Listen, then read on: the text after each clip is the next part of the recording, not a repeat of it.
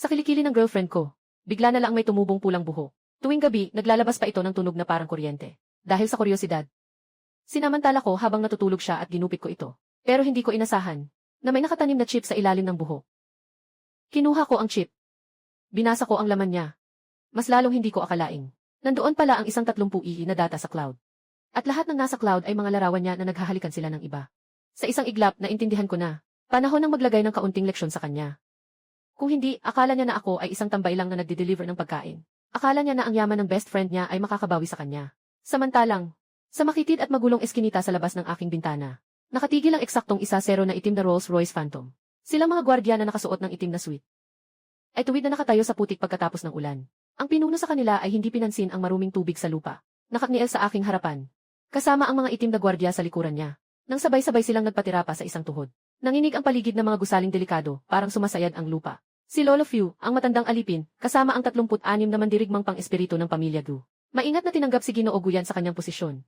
Nakatayo ako sa pintuan. Tinitingnan ko nang nakataas ang tingin ang mga nakaluhod sa ilalim. Nang walang emosyon na nagsalita. 3 taon na si Fubo.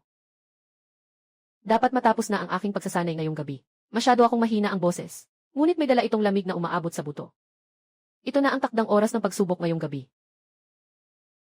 Ito ang ipinag-utos ng Ginoo na ipasa sa iyo. Nasa loob nito ang pinakamataas na simbolo ng kapangyarihan ng Gu Group.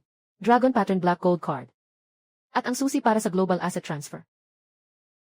Mula sa sandaling ito, ang 13,000 na kumpanya ng Gu Group na nasa buong mundo.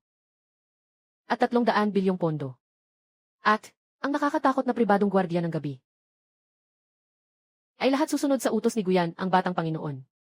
3 taon na ang nakalipas, umalis si Guyan sa bahay. Dahil tumanggi siyang makipag-ugnayan sa pamilya. Pinuto ng ama ang lahat ng kanyang pinagkakakitaan. At iniwan lamang sa kanya ang isang mensahe kapag naintindihan mo ang kahalagahan ng pera. Saka ka babalik. Ngayon, naiintindihan na niya. Habang pinapanood ang kanyang girlfriend, na nakikipaghalikan sa iba sa harap niya. Naintindihan na niya ang lahat. Inilagay ni Guyan ang card.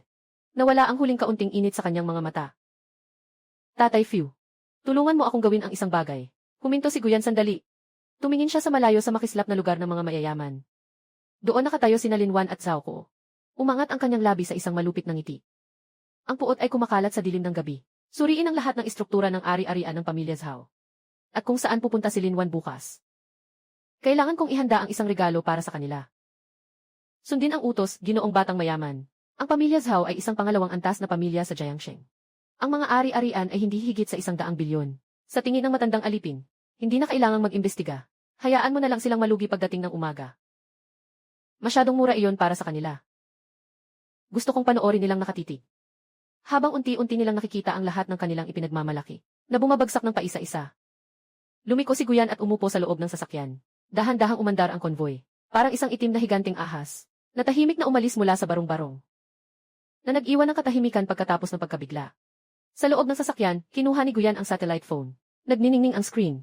Isang mensahe mula sa bangko ang lumabas. Mahal na Ginoong Guyan. Ang iyong account na 8,888 ay na-unfreeze na. Ang kasalukuyang balanse ay 1,000 bilyong yuan. Tinitigan ni Guyan ang mahabang hanay ng halos hindi mabilang na mga zero. Nakangiti niyang pinatay ang screen. Napalunok siya. Sa gabing paparating ang malakas na ulan. Nagsimula na ang kanyang laro. Sa umaga sa Jiangsheng. Sumisilay ang araw sa gitna ng hamog. Para kay Zhao Ko. Magandang araw ito. Kahapon gabi, hindi lang siya nagtagumpay na makuha ang puso ng magandang estudyante na si Linwan. Kundi pinahiya rin niya ng husto ang walang silbi niyang ex. Na si Guyan. Ang ganitong kasiyahan sa isip at katawan. Ay nagbigay sa kanya ng saya.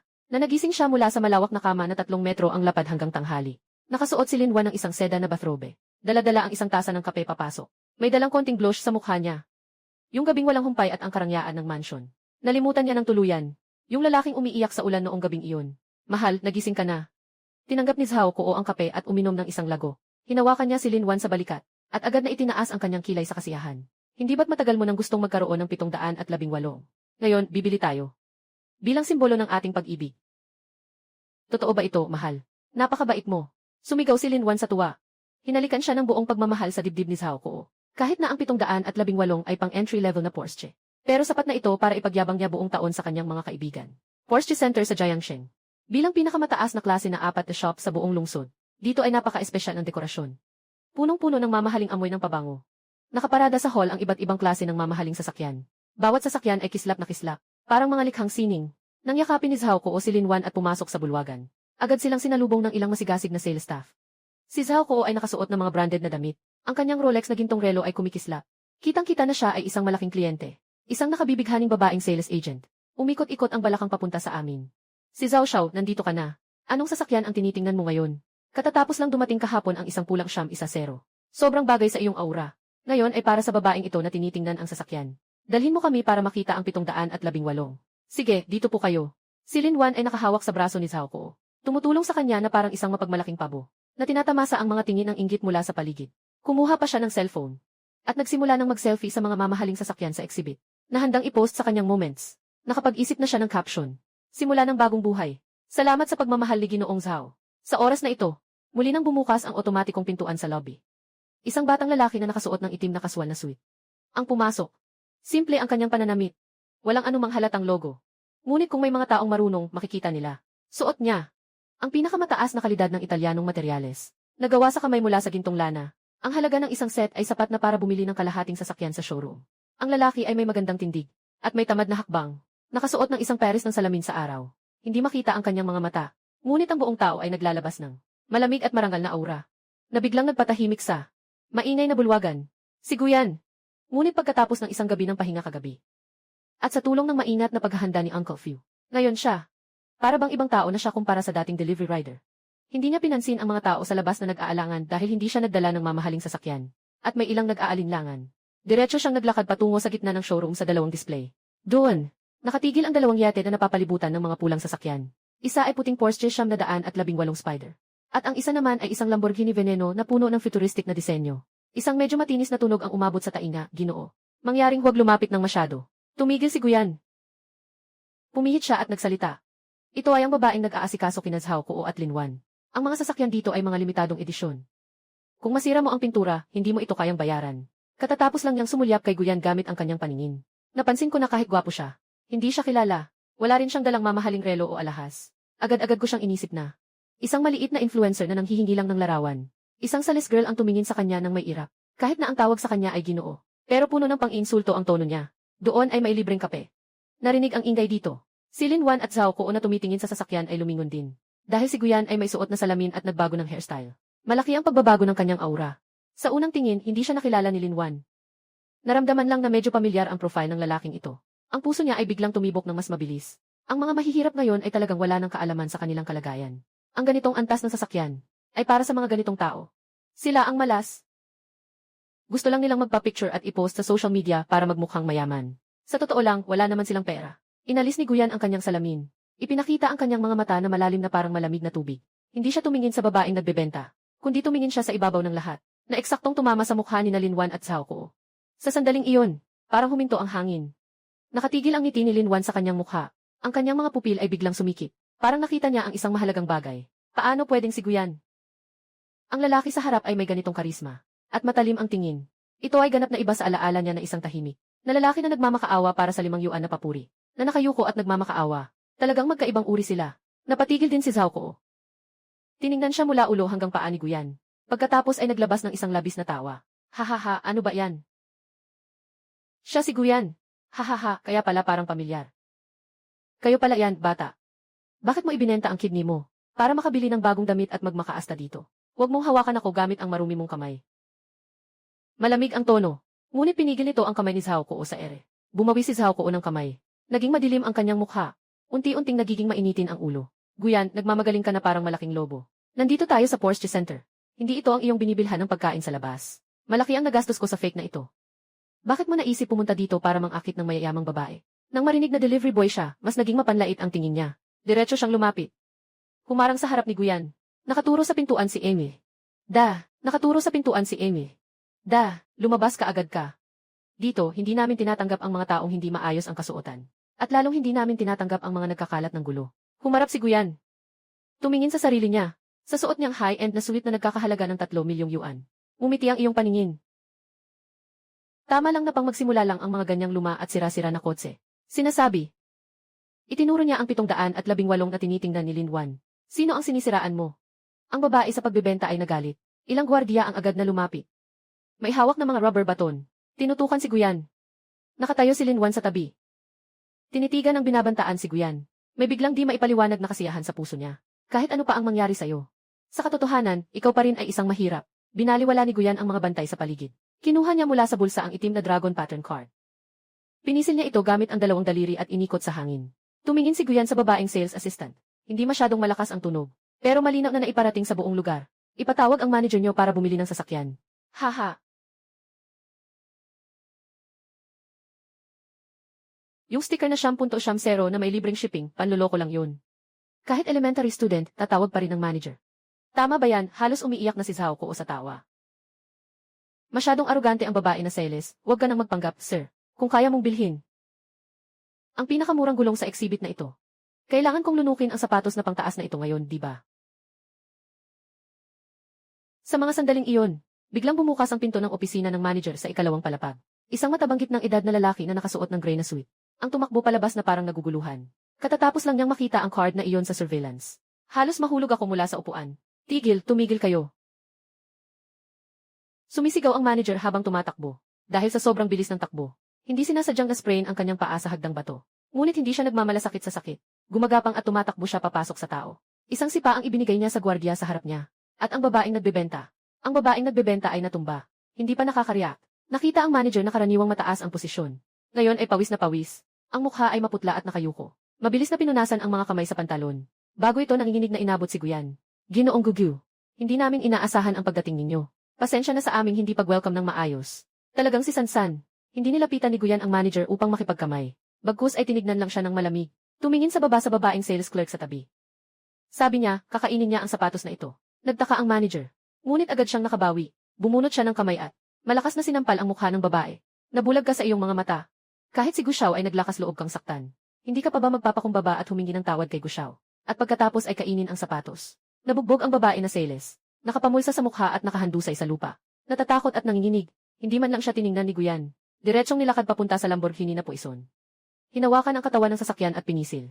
Kukunin ko itong sasakyan. At yung 918 na yun. Itinuro ni Guyan ang ilang pinakamahal na sasakyan sa showroom. Parang bumibili ng repolyo sa palengke. Kunin niyo lahat ng mga ito. Ihatid sa yung Tiangong Hotel. Kunin lahat. Parang nahihirapan na ang manager. Ang kabuang halaga ng mga sasakyang ito ay halos 200 milyon. Ibinigay ni Guyan ang black card. Mag-swipe ng card. Habang ang SXC machine ay naglalabas ng mahabang resibo. Tahimik na tahimik ang buong lugar. Tanging sina Zhao Kuo at Lin Wan ang may malungkot na mukha. At hindi mapigilang nanginginig ang kanilang mga katawan. Tinitingnan nila si Guyan na mayroong magarang likuran. At sa kanilang puso ay umusbong ang isang takot na hindi pa nila naranasan. Isang matagumpay na transaksyon. Ang tunog ng elektronikong abiso. Sa tahimik na showroom ng Porsche. Ay parang countdown na nag-zero pagkatapos ng pagsabog ng bomba. Iyon ay hatol na naukol sa pera. Ang manager ay nanginginig na hawak ang resibo. 180 milyong. Isang beses na bayad. Walang installment. Walang utang.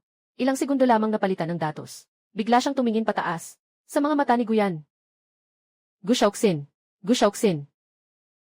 Boses ng manager. Dahil sa labis na kasabikan, nagiging matinis at maingay ang boses. Nakababa siya.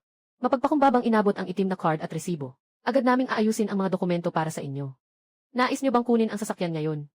O gusto niyo bang ipadala namin ito sa inyong tahanan gamit ang pribadong eroplano? Kinuha ni Guyan ang card. Hindi tiningnan ang resibo. Parang ang nawala kanina ay hindi halos 200 milyon, kundi 200 piso. Lumiko siya. Ang tingin ay lumampas sa manager. At bumagsak sa sulok. Sa babaeng sales na nakahandusay sa lupa. Ang boses ni Guyan ay napakatahimik. Ngunit may dalang hindi mapag-aalinlangan ng malamig na tono. Nando pa rin ang sapatos doon. Sa oras na ito, takot na ang babae na salisladi. Hindi niya narinig ang sinabi ni Gushao. Ikaw ba ang kakainin mo ng mag-isa? O papakainin kita ng tao ko? Tumingin siya kay Guyan. Yung mahirap na kanina ay minamaliit niya. Ngayon ay naglalabas ng liwanag sa katawan niya. Nang hihirapan siyang buksan ang mga mata, umiyak siya habang gumagapang papunta kina Zhao Kuo at Lin Wan. Tulungan niyo ako, ginawa ko ito para sa inyo. Si Zhao Kuo ay may malamig na mukha. Tinutok niya ang tingin sa itim na card sa kamay ni Guyan. Ang kanyang mga mata ay puno ng gulat, inggit at malalim na pagdududa. Sinipa ni Zhao Kuo ang babaeng nagbabatak sa kanyang pantalon. At pagkatapos ay lumapit ng 2 hakbang. Pinilit na nagpakita ng malamig na ngiti habang nakatingin kay Guyan. Guyan, hindi ko akalain na napakalalim ng iyong itinatago. Ngunit halos 200 milyon. Saan ka nakakuha ng ganitong kalaking pera bilang isang delivery rider? Si Lin Wan ay nakabalik na mula sa pagkabigla. Hindi siya naniniwala na si Guyan ay isang mayamang anak. Kaya ano ang nangyari sa nakaraang 3 taon? Sinasamahan siya sa pagkain ng instant noodles. Ano namang masama sa pagtira sa basement? Hindi lang siya bulag. Naging pinakamalaking biro sa mundo pa siya. Ang ganitong pagkakaunawa ay nag-udyok sa kanya na magsimulang maghanap ng dahilan. May ginawa ka bang labag sa batas? O baka nagnakaw ka ng card ng isang malaking boss? Iyan ay isang black card. Hindi ito kayang makuha ng karaniwang tao. Paano ka magkakaroon ng ganitong bagay, isang loner? Si Guyan ay parang aso na tinatapakan sa ilalim niya sa loob ng 3 taon. Paano siya makakaahon sa isang gabi? Malamang ito ay ninakaw o nakuha lang. Bumalik na ang lakas ng loob ni Zhao Kuo. Itinuro niya si Guyan at malakas na sinabi sa manager. Manager, tingnan mong mabuti. Alam ko ang tunay na pagkatao ng batang ito. Isa lang siyang mahirap na nagde-deliver. Ang card na ito ay tiyak na hindi kanya. Kung ibibigay mo ang sasakyan sa kanya. Kapag dumating ang may-ari ng card.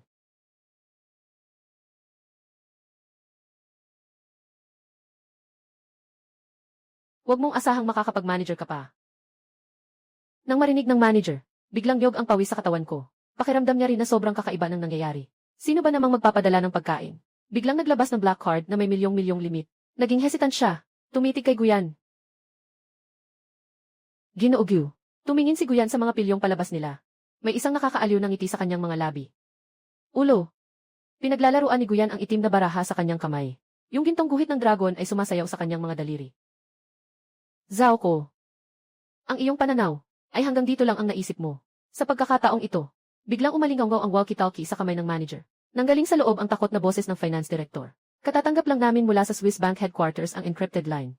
Kinumpirma ng kabilang panig ang transaksyon kanina. At hinihiling nila na buksan natin ang lahat ng pinakamataas na antas ng seguridad sa exhibition hall para masiguro ang kaligtasan ni Ginoo at ng sasakyan. Sinasabi nila na si Ginoong Gu ay isa sa mga nangungunang 10 prestihiyosong kliyente ng kanilang bangko sa buong mundo. Kung siya ay nakaranas ng kahit kaunting pang-aabala sa aming tindahan, ang bangko ay agad na ititigil ang lahat ng pakikipagtulungan sa aming grupo at sisimulan ang legal na pananagutan. Kung ang sinabi kanina ay hinala lamang. Ngayon, ito ay opisyal na pahayag mula sa pinakamataas na institusyong pinansyal. Si Lin Wan ay mas lalong nanghihina. Hinawakan ni Sansan ang braso ni Zhao Kuo. Nakalapat ang kuko sa karne. Ang sakit ay nagpamulat sa kanya. Hindi pala ito panaginip. Totoo, lahat ng ito ay totoo. Yung lalaking tinanggihan at iniwan niya. Talagang isang nakatagong dragon. Hindi na pinansin ni Guyan ang magkasintahang iyon. Diretso siyang naglakad patungo sa Lamborghini. Ang katawan ng sasakyan ay may matalim na linya tulad ng kutsilyo. Pilat na kulay pilak na carbon fiber na katawan. Sa ilalim ng ilaw, naglalabas ito ng nakamamatay na kagandahan ng makina. Ang sasakyan na ito ay limitado sa buong mundo. Ito ang panghuli na pangarap ng maraming lalaki. Umupo si Guyan sa cockpit. Agad niyang naramdaman ang yakap ng tunay na leather seat. Pinindot niya ang pulang start button. Ang ugong ng AC engine ay umalinggaw sa nakasarang showroom. Parang isang natutulog na halimaw na nagising. Yung isa pang 918. At ang mga ito, ihahatid sa Cloudtop Palace. Aking kukunin ang sasakyan na ito. Opo, Ginoo Gu, ingat po kayo. Ang manager ay buong puso na yumuko ng 90 degrees upang magpaalam. Pinipindot ni Guyan ang accelerator. Dahan-dahang umaalis ang land-based fighter jet sa booth. Nang dumaan ang ulo ng sasakyan sa tabi ni Zhao Kuo at Lin Wan, huminto si Guyan. Ibinaba ang bintana. Ipinakita ang kanyang malamig na profile na may suot na salamin sa araw. Ang sasakyan na ito ay may pasaherong upuan. Dapat sana ay iyo ito. Ang boses ni Guyan ay walang emosyon. Malupit na parang nagbabasa ang hatol ng parusa. Tumingin siya sa mayamang binatang may mukhang maputla. Bumalik ka at sabihin mo sa tatay mo. Pakiusapan siyang ayusin ang mga account ng kumpanya. Dahil malapit nang dumating yung tao na mag-imbestiga ng bayarin. Hindi pa nakaka-react yung dalawa. Biglang pinindot ni Guyan ang accelerator. Ang Lamborghini ay umungol ng galit. Ang gulong ay nagdulot ng 2 itim na anino sa lupa, na naging isang pilak-abo na kidlat. Sumalpok palabas ng showroom. Ang pinto ay nawala sa nakakasilaw na araw. Iniwan lang ang mabangong amoy ng uso. Tinitigan ni Lin Wan ang walang tao na pinto.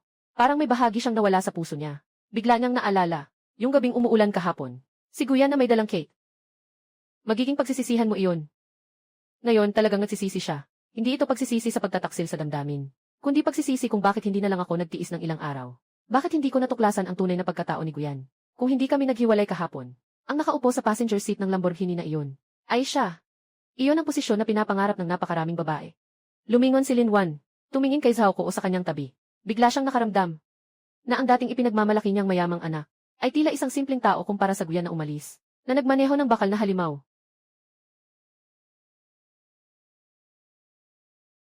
Nagalit si Zhao Kuo sa kahihiyan at itinulak si Lin Wan. Sisisihin kita, ikaw na malas. Kung hindi dahil sa iyo, paano ako magkakaroon ng ganitong halimaw? Umalis ka. Sa mga kalye ng Jiangsheng, isang pilak-abo na Lamborghini Veneno ang dumadaan sa daloy ng sasakyan. Si Guyan ay hawak ang manibela gamit ang isang kamay. Ang tanawin sa labas ng bintana ay mabilis na umaatras. Ang ugong ng makina at ang mga nagulat na tingin ng mga tao ay nagbigay ng kaunting init sa kanyang puso na nagyelo ng 3 taon. Sa wakas, ito ang kapangyarihan ng pera. Tumingin siya sa upuan ng pasahero. Doon ay walang laman. Naisip na niya ito ng maraming beses. Kung sakaling siya ay yumaman, kailangan talaga bumili ng magandang sasakyan. Dala si Lin Wan para magpalipas ng oras. Puntahan ang baybayin para magmasid. Ngayon may sasakyan na tayo. Pero yung taong gusto mong isama ay hindi nakarapat-dapat. Biglang naalala ni Guyan ang mataba. Sa pinakamiserableng 3 taon niya, maliban kay Lin Wan, isa lang ang kaibigan niya sa tabi niya. Lumambot ang tingin ni Guyan. Bigla siyang humatak ng manibela. Patungo sa lumang auto repair shop sa kanlurang bahagi ng lungsod. Dito nagtatrabaho ngayon ang matabang si Dawe.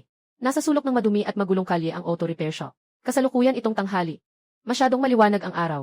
Isang matangkad na binata na medyo mataba ay nakadapa sa ilalim ng isang luma at sirang van. Hawak ang isang wrench. Napuno ng pawis habang nag-ikot ng mga tornilyo. Siya nga si Wang Dawe. Bumilis ka, mataba. Nagmamadali akong maghatid ng kargamento. Ang driver ng van ay isang kalbo na may tatoo. Nagmamadaling nag-utos. Palitan ang langis. Napakabagal. Maniwala ka, hindi kita babayaran. Sandali na lang. Lumabas ang mataba mula sa sasakyan. Pinunasan ang pawis. May ngiting nakakaakit sa mukha. Kuya Kiang, medyo kalawangin na ang ilalim ng sasakyan mo. Tinulungan kita na lagyan ng pangproteksyon sa kalawang. Walang bayad, konting usap lang. Sino bang nag-utos sa'yo na makialam? Ang kalbo na tinatawag na Kuya Kiang ay nagbunot ng laway. Tumayo at lumapit. Magkano lahat? Yaguriv, magkano lahat? Yagurin palitan ang langis at salain. Kabuang 280 pounds, nagkamot ng kamay. Yaguriv kabuang 280 pounds, nagkamot ng kamay. Sa kabuuan, 280 pounds, nagkamot ng kamay. Nakatitig si Kuya Kiang. Parang may narinig na kakaibang kwento. 280, nagnakaw ka ba? Nagbigay ng mukha, pero walang hiya, ano? Nagbago ang mukha ni Kiang Je. Nakatapak si Rui sa tiyan ng mataba. Hindi nakahanda ang mataba at bigla siyang umupo sa lupa. Nakatumba ang wrench sa kanyang kamay at tumunog ito ng malakas. Nandito ako para ayusin ang sasakyan mo. Ipinapakita ko lang na pinahahalagahan ko ang lugar mo. Sino ba ang hindi nakakakilala kay Kiang Je? Gusto mo bang mangolekta ng protection fee? Si Kuya Kiang ay nagmumura. Habang tinatawag ang ilang mga kabataan sa tabi ng kalsada na naglalaro ng baraha. Mga kapatid, sinasabi ng matabang ito na gusto akong lokohin. Ano sa tingin niyo ang dapat gawin? Dapat talagang bigyan siya ng leksyon. Ha. Ilang kabataan ang nag-aasikaso at nakangiti habang lumalapit. May hawak silang mga bakal at wrench. Maliwanag na ito ay mga habitual offenders ng henerasyong ito. Ang mataba ay humahawak sa kanyang tiyan. Ang kanyang mukha ay maputla. Ngunit hindi siya umatras. Sa halip, nagingit-ngit siya at tumayo. Bagaman siya ay tapat. Hindi ito nangangahulugang wala siyang tapang. Mas mahalaga pa ay, ngayon ay araw ng alaala ng lola niya. Kailangan niya talaga ang perang ito para sa mga handog. Dapat may katwiran sa paggawa. Pwede bang huwag na akong tumanggap ng pera? Tahimik na lang ang chubby. Kung huli tayo, ngisi si Kuya Kiang. Yung kanina, napatalsik ang sapatos ko. Kailangan mong magbayad. Ihanda mo ang 2,000 piso. Tama na ang usapan na ito. Kung hindi, sisirain ko ang iyong bodega ngayon. Nang aapi kayo. Sumigaw ang matabang lalaki. Nakahawak ng mahigpit sa kanyang kamao. Nagmatigas pa kayo. Sabihin mo kay Kiang na mag-utos na. Ilang mga tambay ang sumugod. Bumagsak ang mga bakal na tubo na parang ulan. Kahit na may lakas ang mataba. Pero hindi kayang labanan ang maraming kamay. Mabilis siyang naitaboy sa lupa. Kailangan na lang niyang balutin ang katawan para protektahan ang ulo. Maraming mga tao sa paligid ang nanonood. Ngunit walang naglakas loob na lumapit. Alam ng henerasyong ito na si Kiang Je ay kasangkot sa Black Dragon Society. Sino ang magtatangkang mang-abala kapag nararamdaman ng mataba na tao na halos maputol ang kanyang braso? Isang malalim na tunog ng makina na parang kulog. Biglang umabot sa lahat ng ingay. Ang mga tao na nakikipagsapalaran ay napahinto. At kusang lumingon. At nakita ang dulo ng eskinita. Isang sasakyan na may sobrang kakaibang disenyo. Isang silver gray na supercar na parang futuristic na barko. Naka-standby na parang may matinding presensya.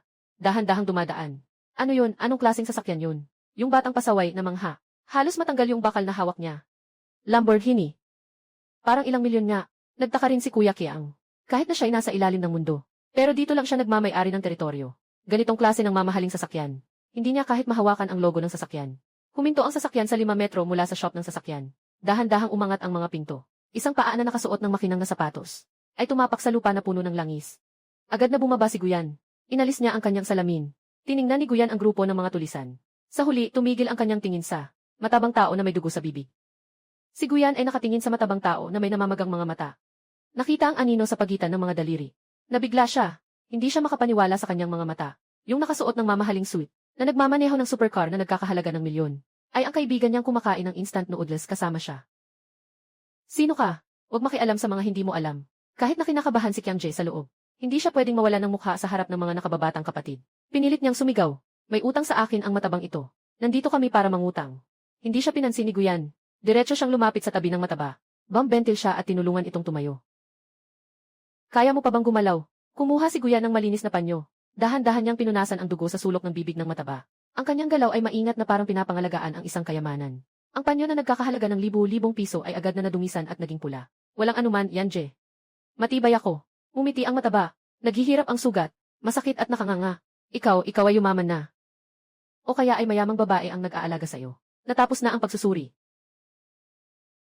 Ipinakita na ang tunay na kulay, pinatpat ang balikat ng mataba. May bahid ng paghingi ng tawad ang tono. Kapatid.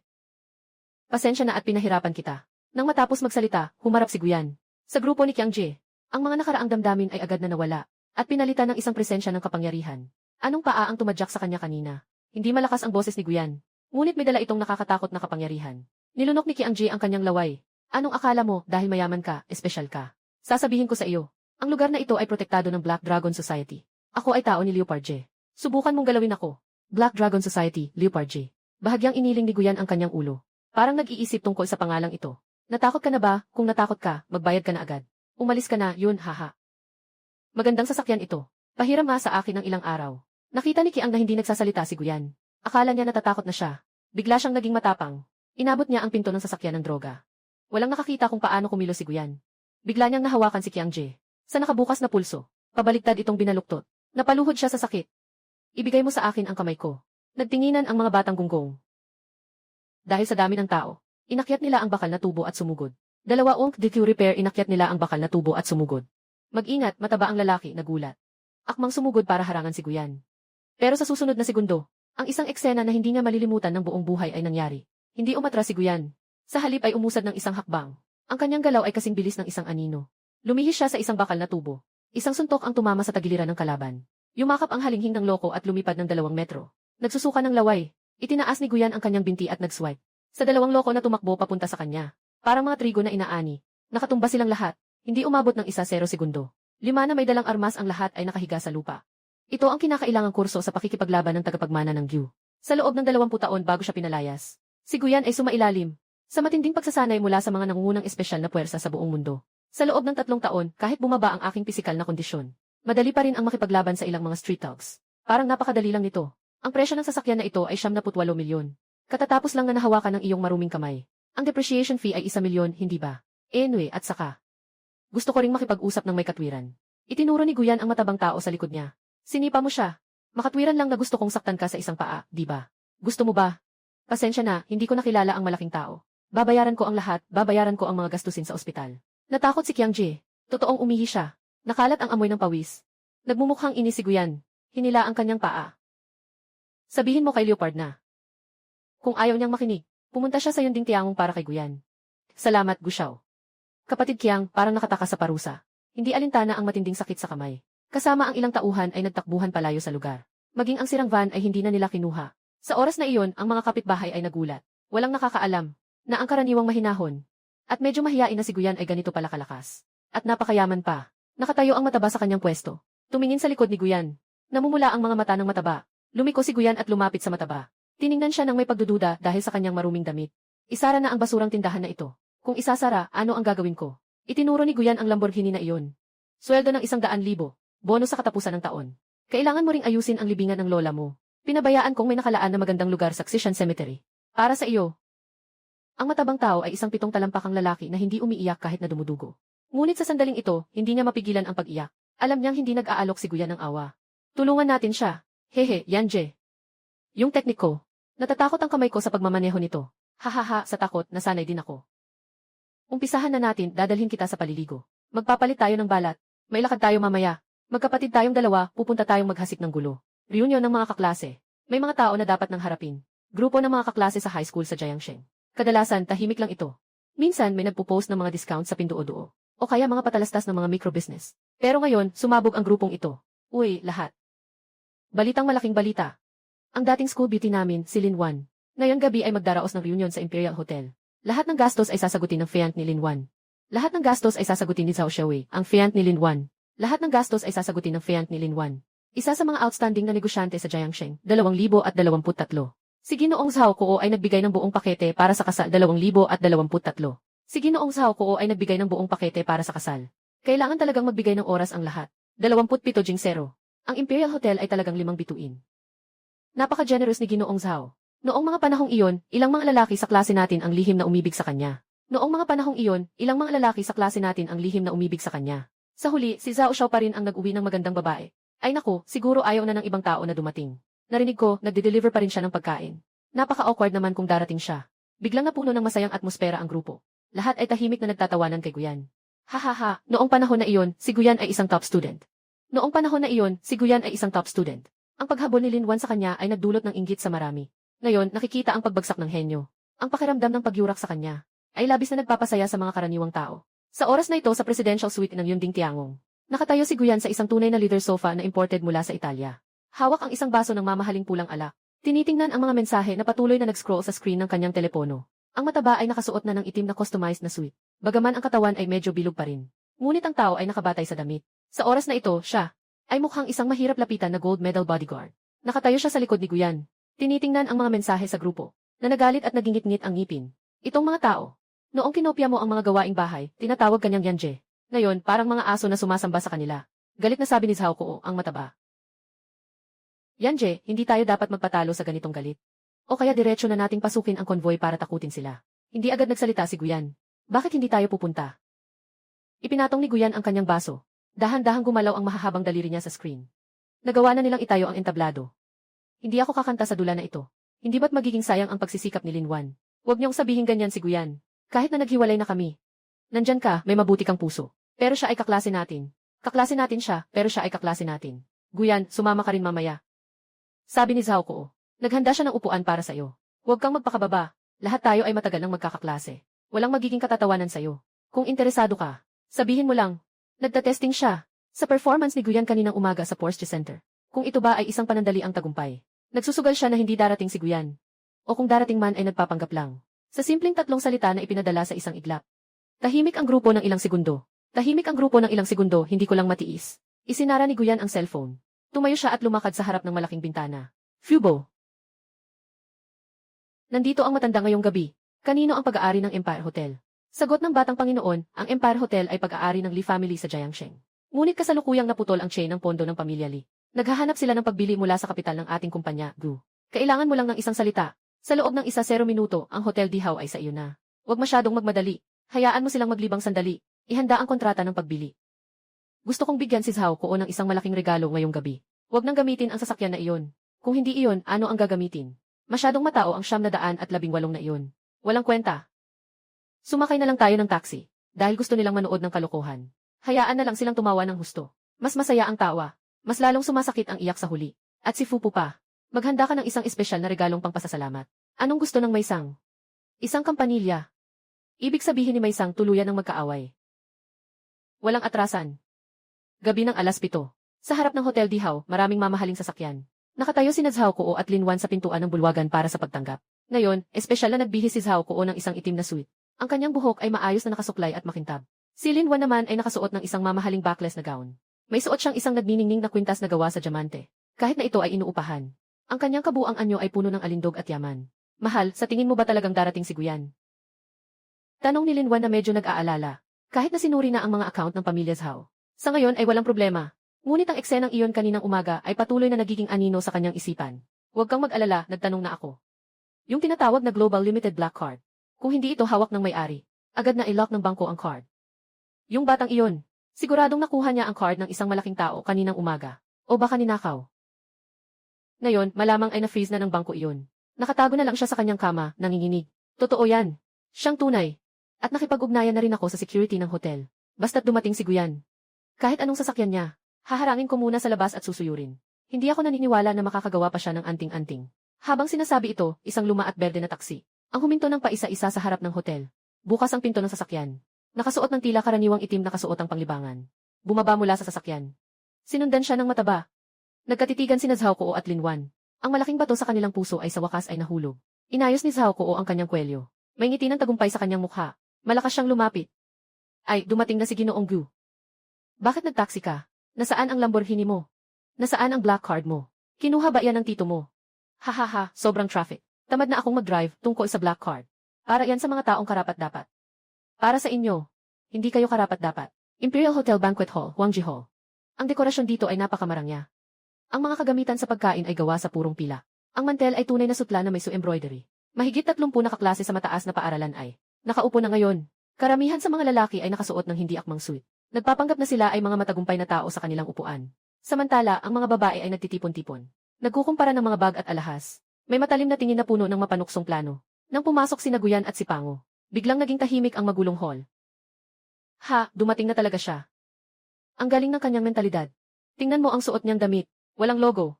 Siguro galing sa Taeyangje. Ah, sino yung matabang tao sa tabi?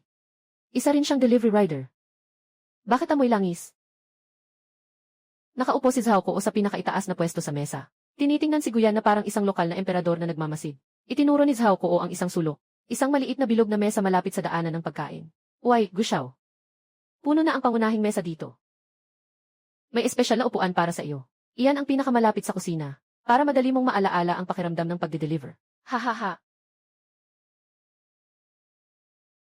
Yung mesa ay walang laman. Maging ang mga kagamitan sa pagkain ay hindi maayos na nakalagay. Malinaw na ito ay isang pansamantalang kahihiyan. Ang mukha ng mataba ay nanginginig sa galit. Nais na niyang sumabog. Ngunit pinigilan siya ni Guyan sa balikat. Si Guyan ay mukhang kalmado. Diretso kang umupo sa mesa sa sulok. Para bang hindi nakaupo sa malamig na upuan, kundi sa trono. Magpahinga muna kayong lahat. Ngayon, nagkikita-kita tayo dito. Una sa lahat, salamat kay Zhao Kuo sa kanyang generous na tulong. Ang halaga ng pagkain ay 8,888 yuan bawat tao. At may 2 bote ng 82 na taon na Lafite. Magbigay tayo ng masiglang palakpakan kay Ginoong Zhao. Palakpakan na umaabot sa langit. Lahat ay may mga mata ng inggit at selos. Na tila gustong palitan si Linwan. Gustong-gusto nilang maging siya. Iyan ay natural. Para lang mag-enjoy. Ano namang halaga ng perang ito? Hindi tulad ng ibang tao na nag-date ng 3 taon. Na kahit isang magandang regalo ay hindi na ibigay. Sa huli, isang sirang cake pa ang ibinigay. Guyan, kumain ka ng marami sa pagkain ngayon. Karaniwan, hindi ka nakakain ng ganito kaganda, di ba? Nakasandal si Guyan sa likod ng upuan. Ang daliri ay dahan-dahang kumakatok sa mesa. Naglabas ng isang ritmo na banayad na tunog. Si Zhao Kuo ay pwedeng kumain ng kahit ano. Ngunit hindi pwedeng magsalita ng kahit ano. Sigurado ka bang kayang-kaya mong bayaran ang pagkain na ito? Easy, hindi ko kayang bayaran. Mayroon akong sapat na pera sa isang card para bilhin ang silid na ito. Kaya't hindi ito problema. Guyan, parang galit na galit ka sa mga mayayaman. Sa mga sandaling iyon, biglang bumukas ang pintuan ng bulwagan. 2 hanay ng mga matangkad na babaeng nakasuot ng pulang kipao. Ang pumasok ng sunod-sunod, na may hawak ng mga bulaklak at laso.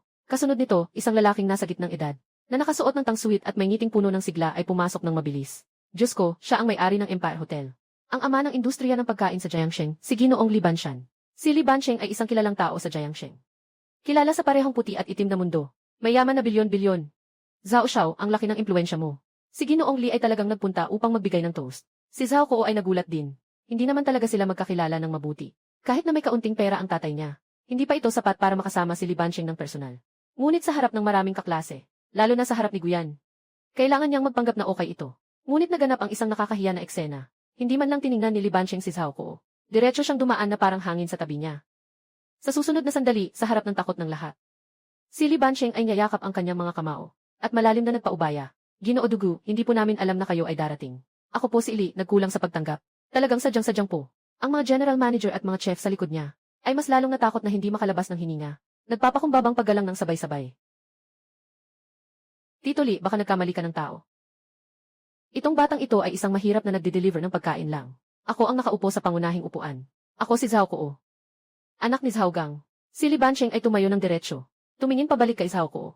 Ang orihinal na magalang na mukha ay biglang naging madilim na parang tubig. Si Zhao Gang ang mayamang nag-aayos ng bahay. Hindi siya karapat-dapat na pag-inom ng alak mula sa akin, si Li. Matapos sabihin iyon, muling humarap si Li Bansheng kay Guyan. Kinuha mula sa kanyang bulsa ang isang dokumento at isang gintong panulat. Ibinigay ito ng 2 kamay. Ito ang kasunduan sa paglilipat ng bahagi ng Imperial Hotel. Ayon sa iyong utos, nagawa na ang lahat ng papeles 10 minuto na ang nakalipas. Ngayon, ang hotel na ito pati na rin ang gusali ay sa iyo na. Hindi man lang tiningnan ni Guyan yung kasunduan. Ipinalo niya lang sa tabi niya sa malaki. Simula ngayon, si Dawei, ikaw na ang magpapamahala sa hotel na ito. Kapag may hindi ka gusto, diretsyo mo nang itapon. CJ, Rocco. Ang mataba ay puno ng kasiyahan at namumula ang mukha. Kinuha ang dokumento. Tuwid ang kanyang postura. Hindi niya kailanman naisip sa kanyang buhay na magiging pangulo ng isang 5 bituin na hotel. Salamat, Ginoong Li, sa iyong pagsisikap. Isang karangalan para kay Li na maglingkod kay Ginoong Gu. Basta't makakapit sa binti ng pamilyang Gu. Ano ang halaga ng pagbibigay ng hotel? Iyon ay isang uri ng panunumpa. Dahan-dahang tumayo si Guyan. Tumingin siya sa gitna ng tao. Nakatutok ang kanyang tingin kay Zhao Kuo at Linwan na parang bangkay. Tama, sinabi mo kanina na bibigyan mo ako ng regalo. Sa puntong ito, nanginginig na ang mga binti ni Zhao Kuo. Ngunit patuloy pa rin siyang lumalaban. Hindi siya naniniwala na ito ay isang ilusyon lamang. O kaya ay isang uri ng mataas na antas na panlilinlang. Guyan, huwag kang magpapanggap na may supernatural na kapangyarihan. Saan ka nakakuha ng pera para bumili ng hotel? Siguradong artista lang yan. At si Li Bansheng, ikaw din ang nag-arkila ng artista. Nanginginig na sigaw ni Zhao Kuo. Sinusubukan niyang takpan ang takot sa loob gamit ang ganitong paraan. Artista. Gino Fiu. Muling bumukas ang pintuan ng bulwagan. Nakita ang apat na malalaking lalaki, na may dalang isang napakalaking bagay na natatakpan ng pulang tela, na pumasok. Ito ang regalo ko para sa inyong kasal. Buksan niyo at tingnan. Si Zhao Kuo ay nanginginig habang hinahawakan ang isang sulok ng pulang tela. Bigla itong inangat, nagniningning ng ginto. Ito ay isang orasan. Gawa ito sa purong ginto. Isang higanting orasan na kasing taas ng tao. Ang gintong pendulum ay nanginginig sa ilalim ng ilaw. Naglalabas ito ng nakakabahalang tunog na dada. Ibigay ang orasan, ibigay ang orasan. Buong saloobin ay tahimik. Ang orasan na ito ay timbang na 900 jin. Purong ginto at ang iyong pagmamahal ay matibay at hindi maglalaho. Hanggang sa kanyang huling hininga, natatakot si Lin Wan at sumigaw ng malakas. Napaatras sa lupa. Ang sumpa tulad nito ni Song Zong ay pinakapinagbabawal sa mga mayayamang angkan. Ito ay talagang hayagang banta ng 3 pagkamatay. Natakot si Zhao Kuo ng labis. Tumingin siya sa gintong kampana, na nagpakita ng kanyang deformed na mukha. Ikaw, ito ay pananakot. Tatawag ako. Para hulihin ka. May resibo ako. Legal na regalo. Tumingin si Zhao Kuo sa sitwasyong ito. Sa wakas ay bumigay na siya.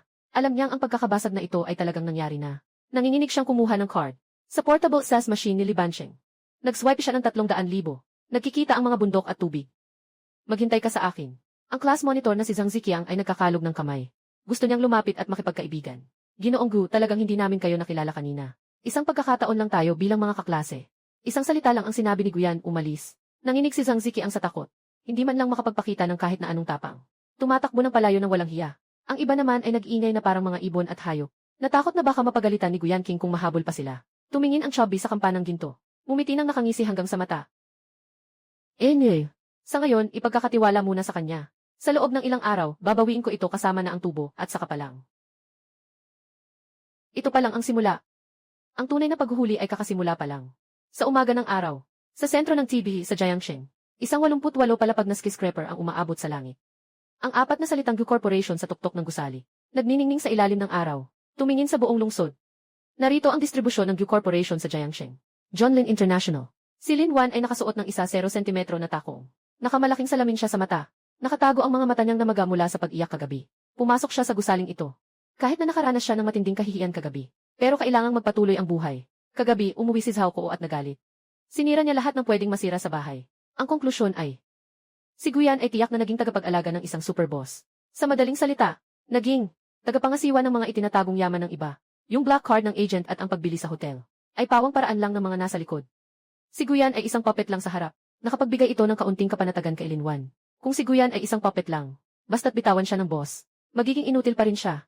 Habang iniisip niya ng mapanira sa loob niya. Paano malaman ang mga detalye ng ibang tao sa pamamagitan ng koneksyon? Habang papasok sa opisina, ang kanyang pagkakakilanlan ngayon ay ang assistant manager ng International Market Department ng Jonlin.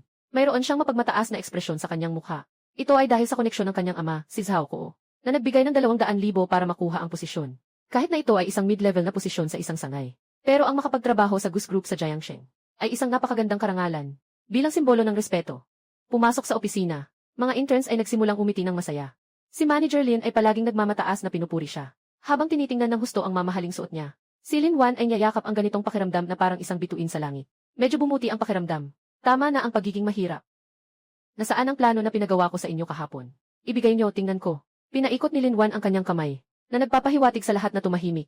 Inalis ang salamin sa mata at ipinakita. Ang kanyang masining ngunit mapanlait na mukha.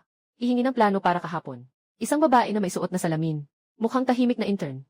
Nangangatog na inabot ang isang dokumento. Manager Lin, ito po, ginawa namin ni Xiao ang buong magdamag. Tungkol sa plano para sa paglulunsad ng mga bagong produkto sa susunod na quarter. Tinatanggap ni Lin Wan ang dokumento. Bumaling siya ng ilang pahina. Bigla siyang nagkunot ng noo. Bigla niyang ibinagsak ang dokumento. Sa mukha ng babaeng intern sa harap niya. Ang matalim na gilid ng papel ay kumagat sa pisngi ng babae, na nag-iwan ng pulang marka. Ito ang basura na ginawa ninyo sa magdamag. Ang pagkaka-format ay sobrang gulo. Mali rin ang datos. Mga bobo ba kayo? Anong silbi ng group sa inyo? Si Lin Wan ay nagalit at tinuturo ang batang babae habang sumisigaw. Lahat ng inis niya mula kagabi ay ibinuhos sa walang kasalanang batang ito. Natakot ang batang babae at ang mga luha ay umikot sa kanyang mga mata. Nakatakip ang mukha at paulit-ulit na nagbaw na humihingi ng tawad. Ipinapahayag na agad itong ibabalik para baguhin. Pasensya na, Ginoong Lee. Agad naming babaguhin. Walang kailangang baguhin. Kayo dalawa, pumunta na sa EUC para sa pag-alis. Umuwol si Linwan ng malamig. Isang malaking galaw ng kamay. Tinanggihan ang kahilingan na baguhin. Nakaturo sa batang babae at sa isa pang intern. Inutusan silang magmadaling mag-resign. Punong-puno ng matinding pagkamuhi dahil sa galit. Ang batang babae ay labis na nag-aalala, paulit-ulit na yumuko. Nagsasama ng palad, nanghihingi ng pakiusap na huwag siyang tanggalin. Manager Lee, pakiusap. Hindi ko kayang mawalan ng trabaho. Kailangan ko pang bayaran ang upa. Bahala ka dyan. Yung security, pinalabas nitong dalawang bata. Sa oras na yun, may ingay sa pintuan ng opisina. Biglang umalingaw ang isang malakas at matatag na boses. Pinuto nito ang gulo. Sino ang nag-iingay? Sino ang walang mata? Hindi ba nila nakita na ang manager ay nagdidisiplina ng mga tauhan? Biglang tahimik ang paligid. Ang mga empleyadong kanina ay abala sa panunood. Natakot na tumingin sa pintuan. Sabay-sabay silang yumuko. Napansin ni Linwan na may hindi tama. Bigla siyang lumingon sa labas ng pintuan. Nakikita lang ang isang grupo ng tao sa pintuan. Pinuno nito ay isang batang lalaki na nakasuot ng madilim na asul. Manumanong suit. Matangkad ang postura. Malupit ang mukha. Yung malalim na mga mata ay malamig na nakatitig sa kanya.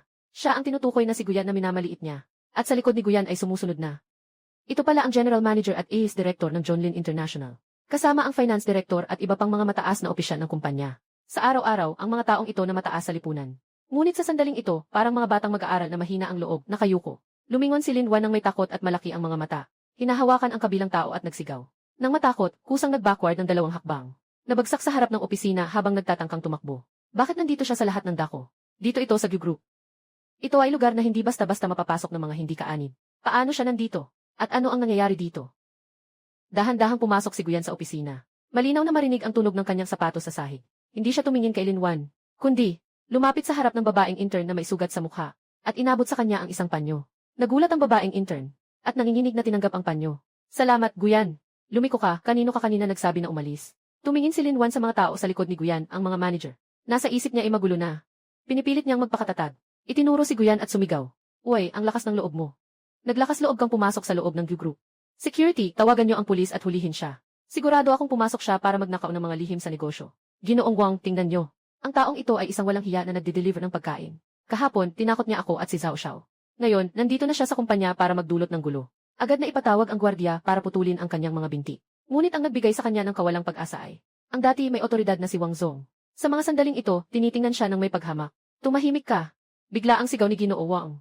Nilakasan si Linwan sa takot, buong katawan ay nanginig. Linwan, alam mo ba kung sino kakausap? Siya ang nag-iisang tagapagmana ng pamilyang Gyu. Ang aming nakatataas na boss. Si Ginoo Guyan. Pakiramdam ni Linwan ay umiikot ang mundo. Nanghina ang mga tuhod niya. Diretso siyang naupo sa sahig. Tagapagmana ng chairman. Paano ito posible? Si Guyan na nakatira kasama niya sa basement ng 3 taon. Si Guyan na ayaw gumastos ng 2 piso kaya hindi sumasakay ng bus. Yun pala siya ang tagapagmana ng bilyong-bilyong kumpanya. Sa sandaling ito, lahat ng bagay ay nagkakaugnay-ugnay. Bakit siya may black card? Bakit siya nakabili ng hotel? Bakit si Li Bansheng ay lumuhod? Bakit ang mga makapangyarihang tao ay nagiging magalang sa kanya? Walang ganitong tinatawag na sariling hawak. Wala ring mga puppet. Siya ang hari. Tunay na hari. At siya mismo ay itinapon ang reyna na parang basura. Tinapon niya ito. Hindi ako makapaniwala. Tiyak na ito ay isang panaginip. Si Linwan ay nagmumurmur. Ang kanyang mga mata ay malabo.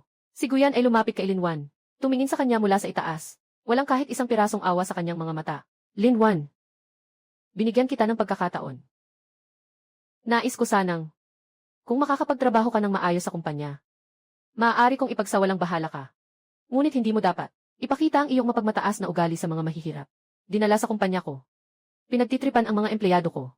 Tumingin si Guyan sa direktor ng EUC. Suriin kung paano siya nakapasok. Ang direktor ng EUC ay basang-basa na ng pawis. Agad na naglabas ng datos mula sa tablet. Ang sagot ng binata ay dumaan sa espesyal na daan.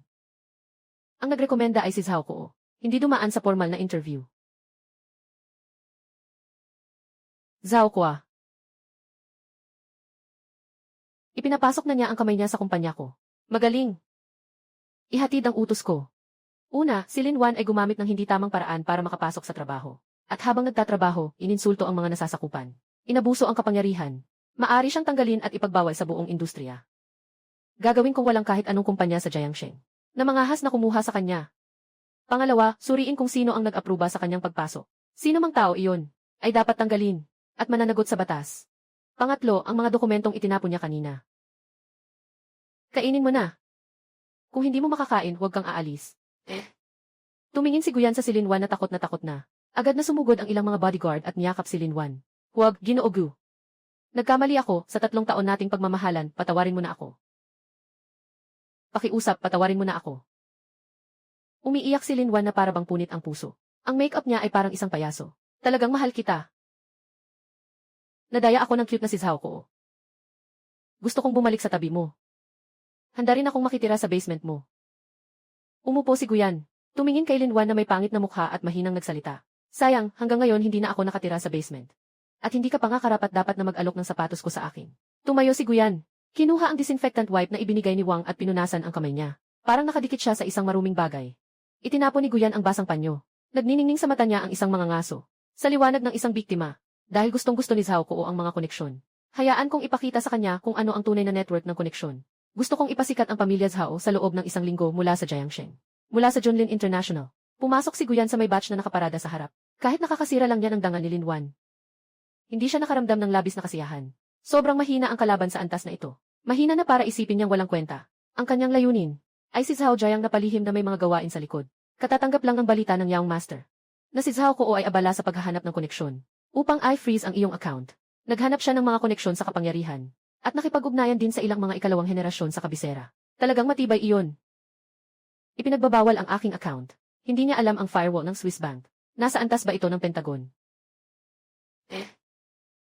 Ngunit tila kamakailan ay nakipag-ugnayan ang pamilya Zhao sa isang malaking tao.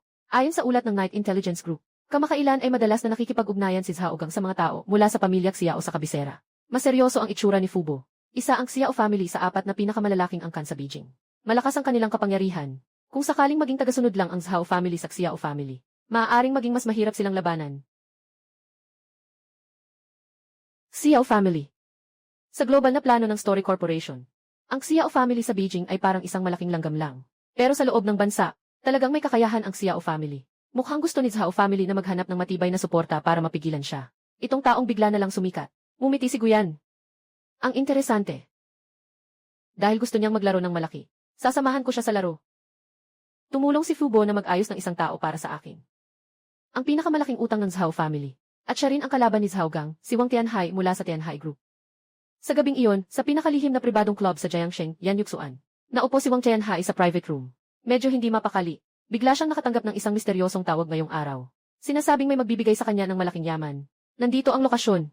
Ang Tinyuxuan ay isang miyembro. Kailangan ng 5 milyong bayad sa pagiging miyembro. Ang mga makakapag-ayos dito ay mga mayayaman o may mataas na katayuan.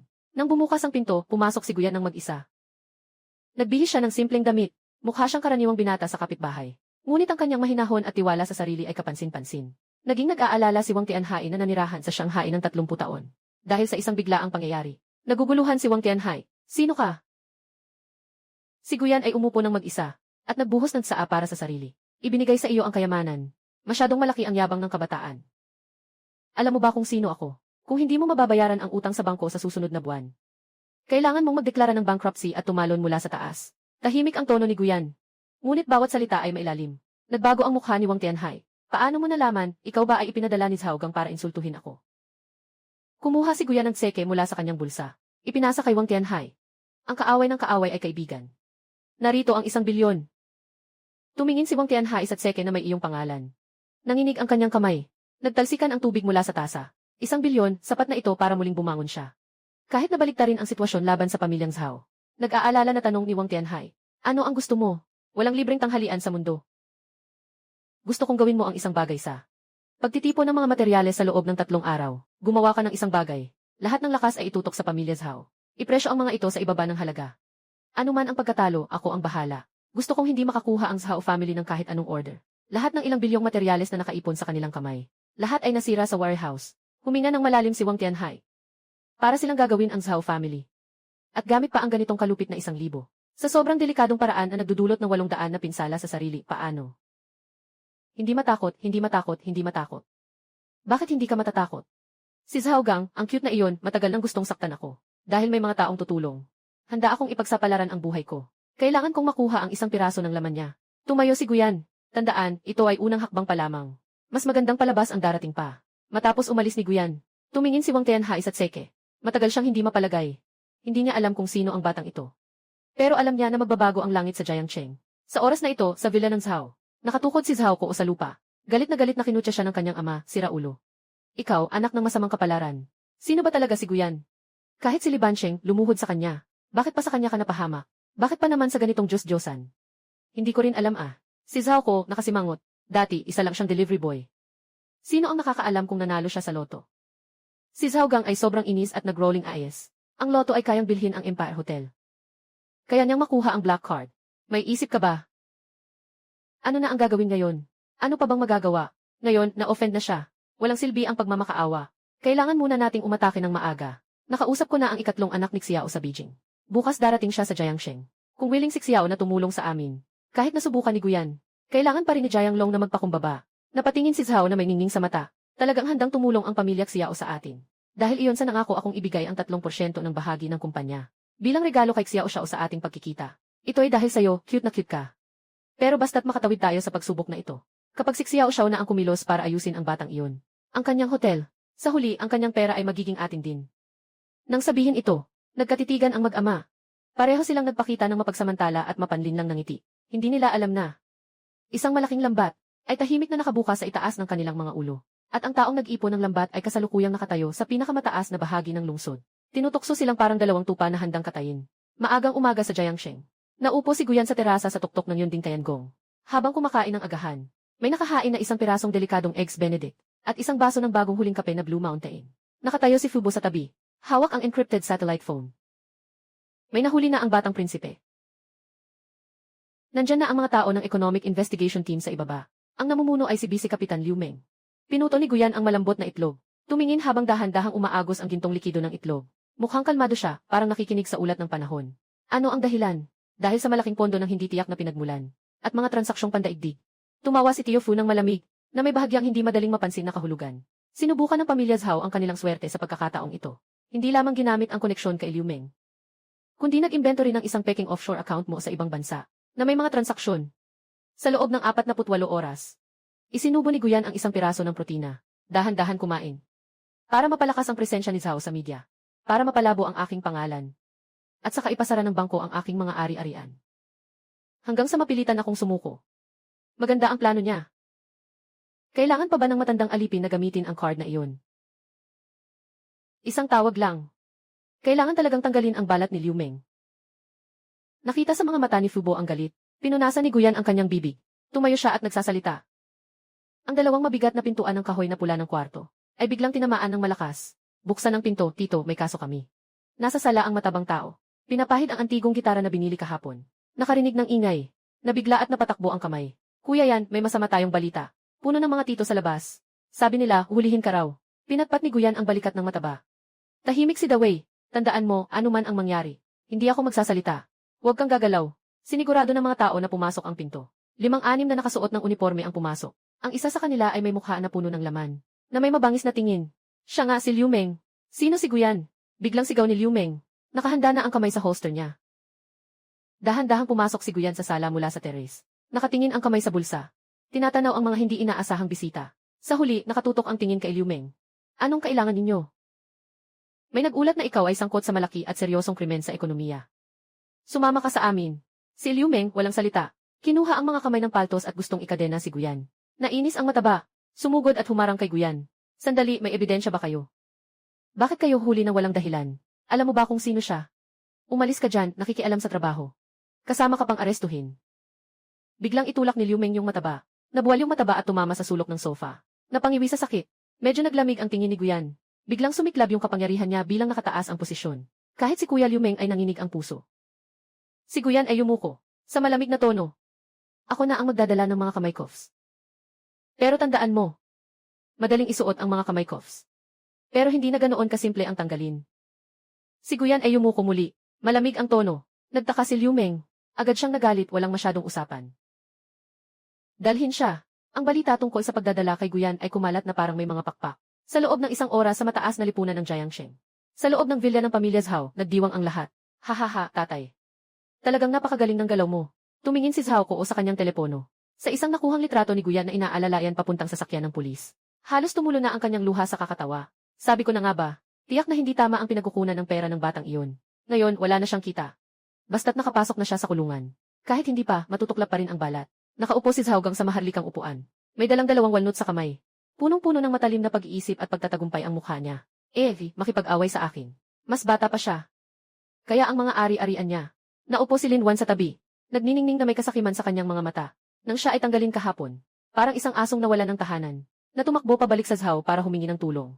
Ngayon na nakita niyang bumagsak si Guyan. Mas excited siya kaysa sinuman. Huwag mag-alala, basta't mapatunayan ang kanyang mga kasalanan. Ang pera sa kanyang hotel, sasakyan at account. Lahat ay kailangang ipasara at kunin. Mumisi si Zhao Gang nang may masamang pakiramdam. Pagdating ng panahon, gagamitin natin ang koneksyon ni Xiao Xiao para mapatakbo ito. Sa pamamagitan ng pagbebenta sa mababang presyo, ang yaman na ito na 1 bilyong yaman ay magiging sa amin na Zhao. Ang galing, Guyan.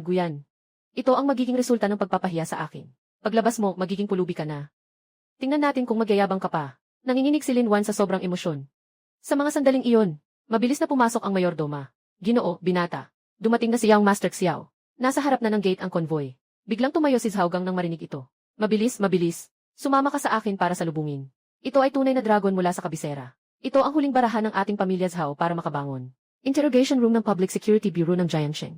Walang bintana dito. Isang nakakasilaw na incandescent light lang ang nakasabit sa itaas. Direktang tumama ang matinding liwanag sa mukha ni Guyan.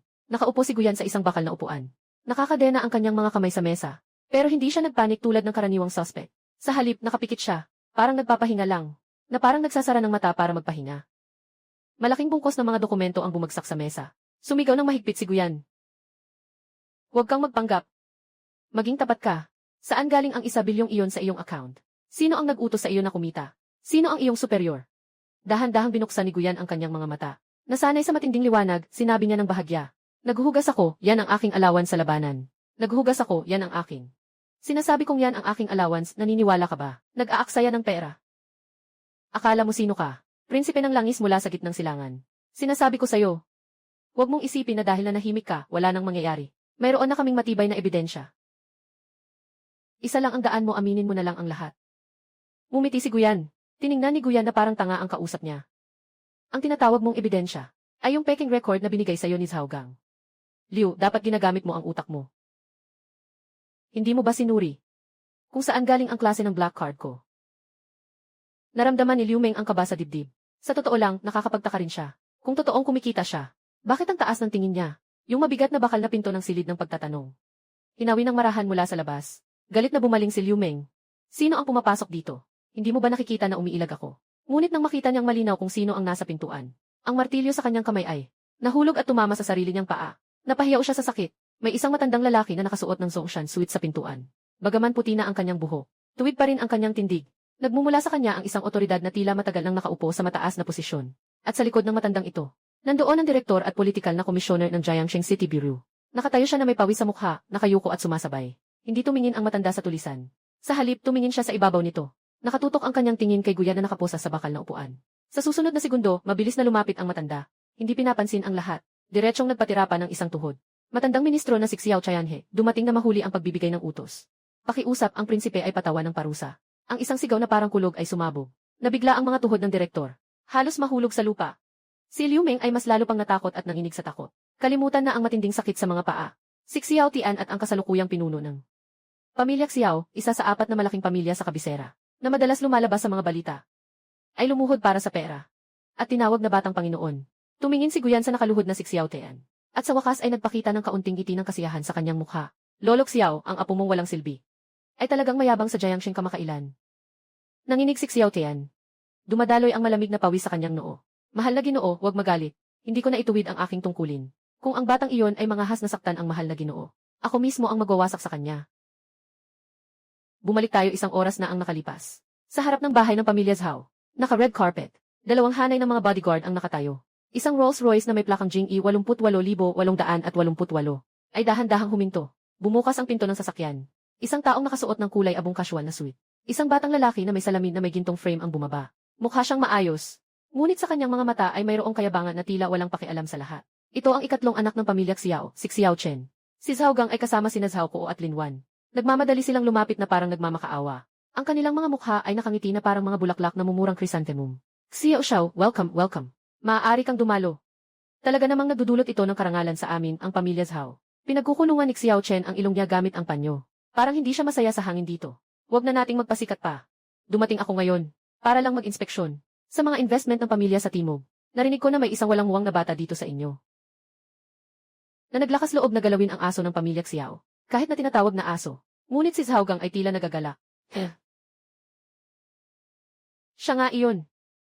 Si Guyan. Ngunit huwag kayong mag-alala. Nasa presinto na siya. Basta't sabihin niyo lang. Papalabasin ko siyang umamin. Mabilis ang kanyang trabaho. Tumango si Xiao Chen na kontento. Sige, dalhin mo ako sa presinto para makita. Gusto kong makita. Anong klaseng tao ang mga ngahas dito? Saktong-sakto, kailangan ko rin ng kaunting aliw. Nang marinig ito ni Zhao Kuo, agad siyang tumalon sa saya. Pagkalipas ng ilang sandali, siguradong napagpalo na si Guyan ng kalahating beses. Saktong-sakto para maging target mo at mag-practice. Maraming tao ang nagmamadaling pumunta sa pulisya ng lungsod. Sa daan, si Zhao Kuo at Lin Wan ay walang tigil na pinapaniwalaan si Xiao Chen sa mga kasalanan ni Guyan, na inilalarawan siya bilang isang tao na hindi lang masyadong mahilig sa pera at babae, kundi napaka-arugante at mapang-api rin. Si Xiao Chen ay patuloy na nagtatawa ng malamig. Sa kanyang isipan, hinatulan na niya si Guyan ng kamatayan. Sa loob ng tanggapan ng lungsod, nang pumasok si Xiao Chen kasama ang mga anak ni Zhao sa bulwagan. Ngunit napansin na may kakaibang atmosfera. Ang karaniwang maingay na opisina, ngayon ay tahimik na tahimik. Lahat ng pulis ay nakatayo sa magkabilang gilid ng pasilyo, na may seryosong ekspresyon. Parang naghihintay ng isang mahalagang tao. Uy, maganda ang pagkakaayos ni Liu Ming ah. Akala ni Zhao Gang ito ay para sa pagtanggap kay Xiao Chen. Mas higit pang kasiyahan. Ginoong Xiao, tingnan ninyo. Ito ang aming kahusayan sa Jiangsheng. Hindi alam ni Xiao Chen kung maaari. Hawak ang mga kamay, pumasok siya. Nakarating sa dulo ng pasilyo ng silid ng interogasyon. Nakita ni Zhao Gang na nakasara ang pinto. Walang gwardiya sa pintuan. Nandyan si Xiao Ren sa loob. Lumapit si Zhao Gang. Biglang itinulak ang pinto. Nandito si Liu Dui, si Xiao Ren ay nag-iinspeksyon ng trabaho. Nakuha na ba ang cute na iyon? Huminto ang kanyang boses. Dahil nakita niya ang isang eksenang nagwasak sa kanyang pananaw sa mundo. Sa loob ng interrogation room, dapat sana ay nagmamalaki si Liu Tang. Ngunit sa mga sandaling ito, siya ay nakaluhod sa sulok, nanginginig. Samantalang si Guyan na nakabihag sa upuan, ay naalis na ang mga posa sa kanyang mga kamay. Isang matandang lalaki na nakasuot ng Zongshan suit ay nakababa, na maingat na gumagamit ng basang tuwalya, upang punasan ang mga pulang marka sa pulso ni Guyan. Ang likod ng matandang lalaki, sobrang pamilyar ni Xiao Chen. Iyan ang kanyang lolo, puno ng pamilya ng Xiao, si Xiao Tianhe. Lolo. Nakatayo si Xiao Chen sa pintuan. Inalis ang salamin. Masigasig na pinisil ang kanyang mga mata. Akala niya ay may nakikita siyang ilusyon. Si Xiao Tianhe ay humarap. Sa oras na ito, wala na siyang pakialam sa pagiging mapagpakumbaba kay Guyanshi. Punong-puno ng galit ang mukha niya. Mahal kong maliit, nakakalusot ka pa rin dito. Si Xiao Tian roared. Kinuha ang paperweight sa mesa. Nang hindi alintana ang kanyang pagtanda, matapang na mabilis na nilakad papunta kay Xiao Chen. Lolo. Anong ginagawa mo? Ako si Chener. Nataranta si Xiao Chen. Biglang itinulak ni Xiao Tian si Xiao Chen. Nakatumba siya sa lupa. At pagkatapos, ang papel na pangpigil sa hangin ay malakas na nahulog sa sahig sa tabi ni Xiao Chen. Mga piraso na nagkalat. Itinuro ni Xiao Tian si Guyan na nakaupo pa rin sa upuan, na umiinom ng tsaa. Nang nanginginig ang daliri, iyan si Gu Xiao. Siya ang tagapagligtas ng pamilya Xiao. Siya ang simbolo ng kontrol sa ekonomiya ng mundo. Ikaw, hindi marunong magpahalaga sa iyong lahi. Nagkaroon ng lakas ng loob na tulungan ang iba laban kay Gu Xiao. Sina Zhao Gang, Zhao Kuo at Lin Wan. Sa sandaling ito, para silang tinamaan ng kidlat, ang tagapagligtas ng pamilya Xiao. Ang taong sumasagisag sa pandaigdigang ekonomiya. Itong mga salitang ito, parang kulog na sumabog sa kanilang isipan. Akala nila noon si Guyan ay isang biglang yaman lamang. Ngunit ngayon kahit ang pinuno ng 4 na pangunahing pamilya sa kabisera, kailangan ng yumuko at umamin ng pagkakamali. Ito ay hindi na basta natapakan ang bakal. Ito ay nakatagpo na ng nakamamatay na panganib. Ginoong Gu. Si Xiao Chen ay humahawak sa kanyang tiyan, na may mukhang labis na naguguluhan na nakatingin kay Guyan. Sa wakas ay naalala niya, totoo ngang nakatala sa pangunahing lihim na aklat ng pamilya.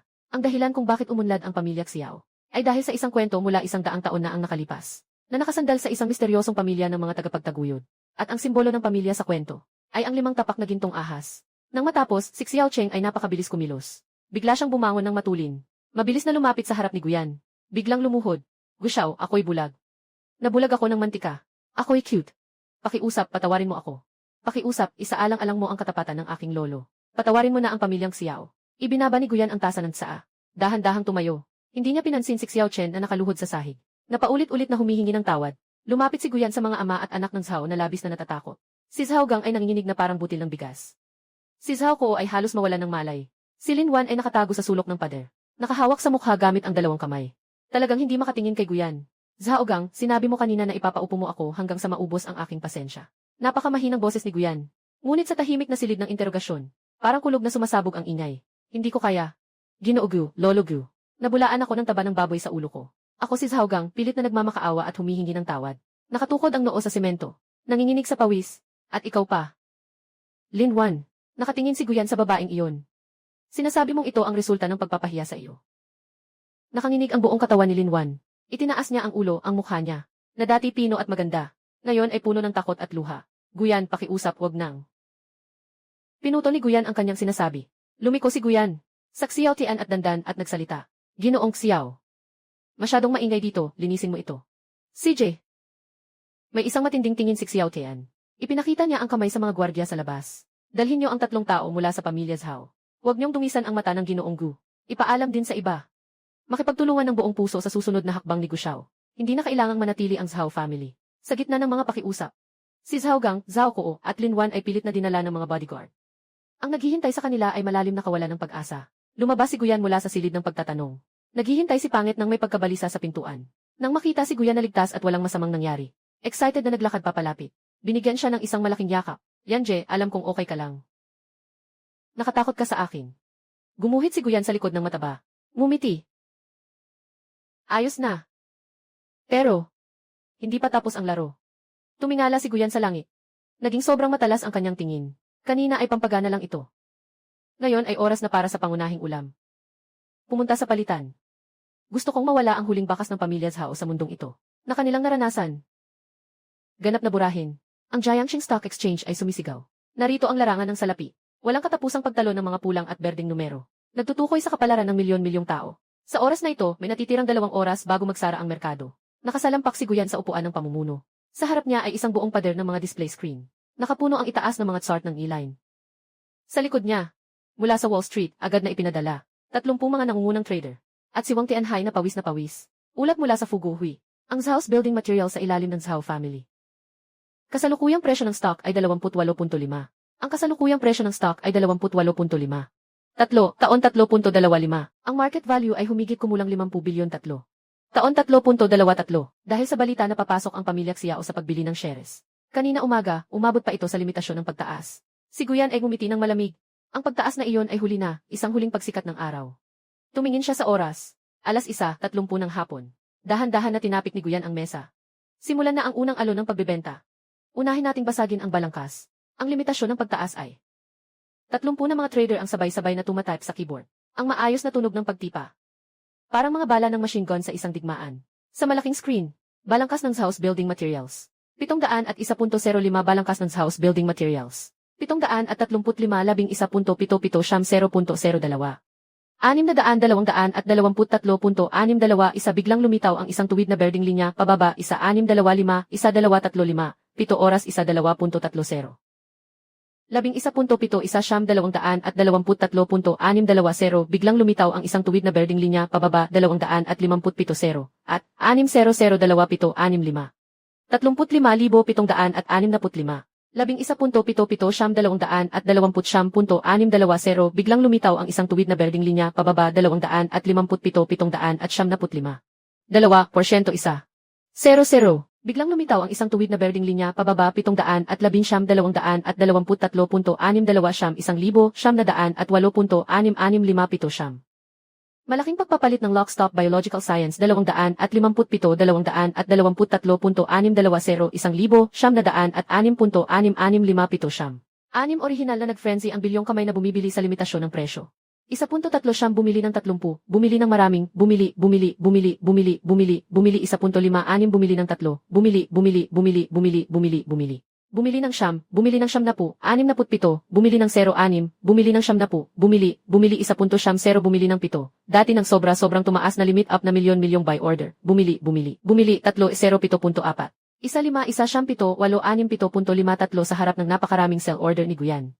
33.67 1, 2, 6, 4, 5, 3, 6, 500 at 60 siyam 11, 50 sa harap ng napakaraming sell order ni Guyan. 41.35 14 na oras 55 minuto sa harap ng napakaraming sell order ni Guyan. 55,125 sa harap ng napakaraming sell order ni Guyan. 351336 biglang nawala at natupo. 3,456 biglang nawala at natupo. 28.5. 28.027. 5 minuto lamang. Bumagsak ng 5% ang presyo ng stock. Nagdulot ito ng takot sa merkado. Samantala, si Zhaogang ng Zhao Group ay kakalabas lang mula sa kulungan. Ngunit ito ay para makipagtulungan sa pinansyal na digmaan ni Guyan. Pansamantalang piyansa, hindi pa siya nakakahinga ng maayos. Nang biglang hinablot siya ng financial director. Boss Zhao, may masamang balita. May nag-iiyak na may masamang intensyon. Bumagsak ang presyo ng ating mga stock. Hindi na ininda ni Zhao ang sugat sa kanyang ulo. Tumakbo siya patungo sa computer. Tumingin sa bumagsak na linya ng Yi. Nanginig ang kanyang puso. Bilisan ang pagprotekta sa merkado. Gamitin ang lahat ng likidong pondo para itaas ang presyo ng stock. Basta't makatawid tayo sa araw na ito. Kahit na hindi na tayo pinapansin ng pamilyang Xiao, hindi tayo pwedeng bumagsak ng mag-isa. Sa oras na ito, may kaunting pag-asa pa si Zhaogang.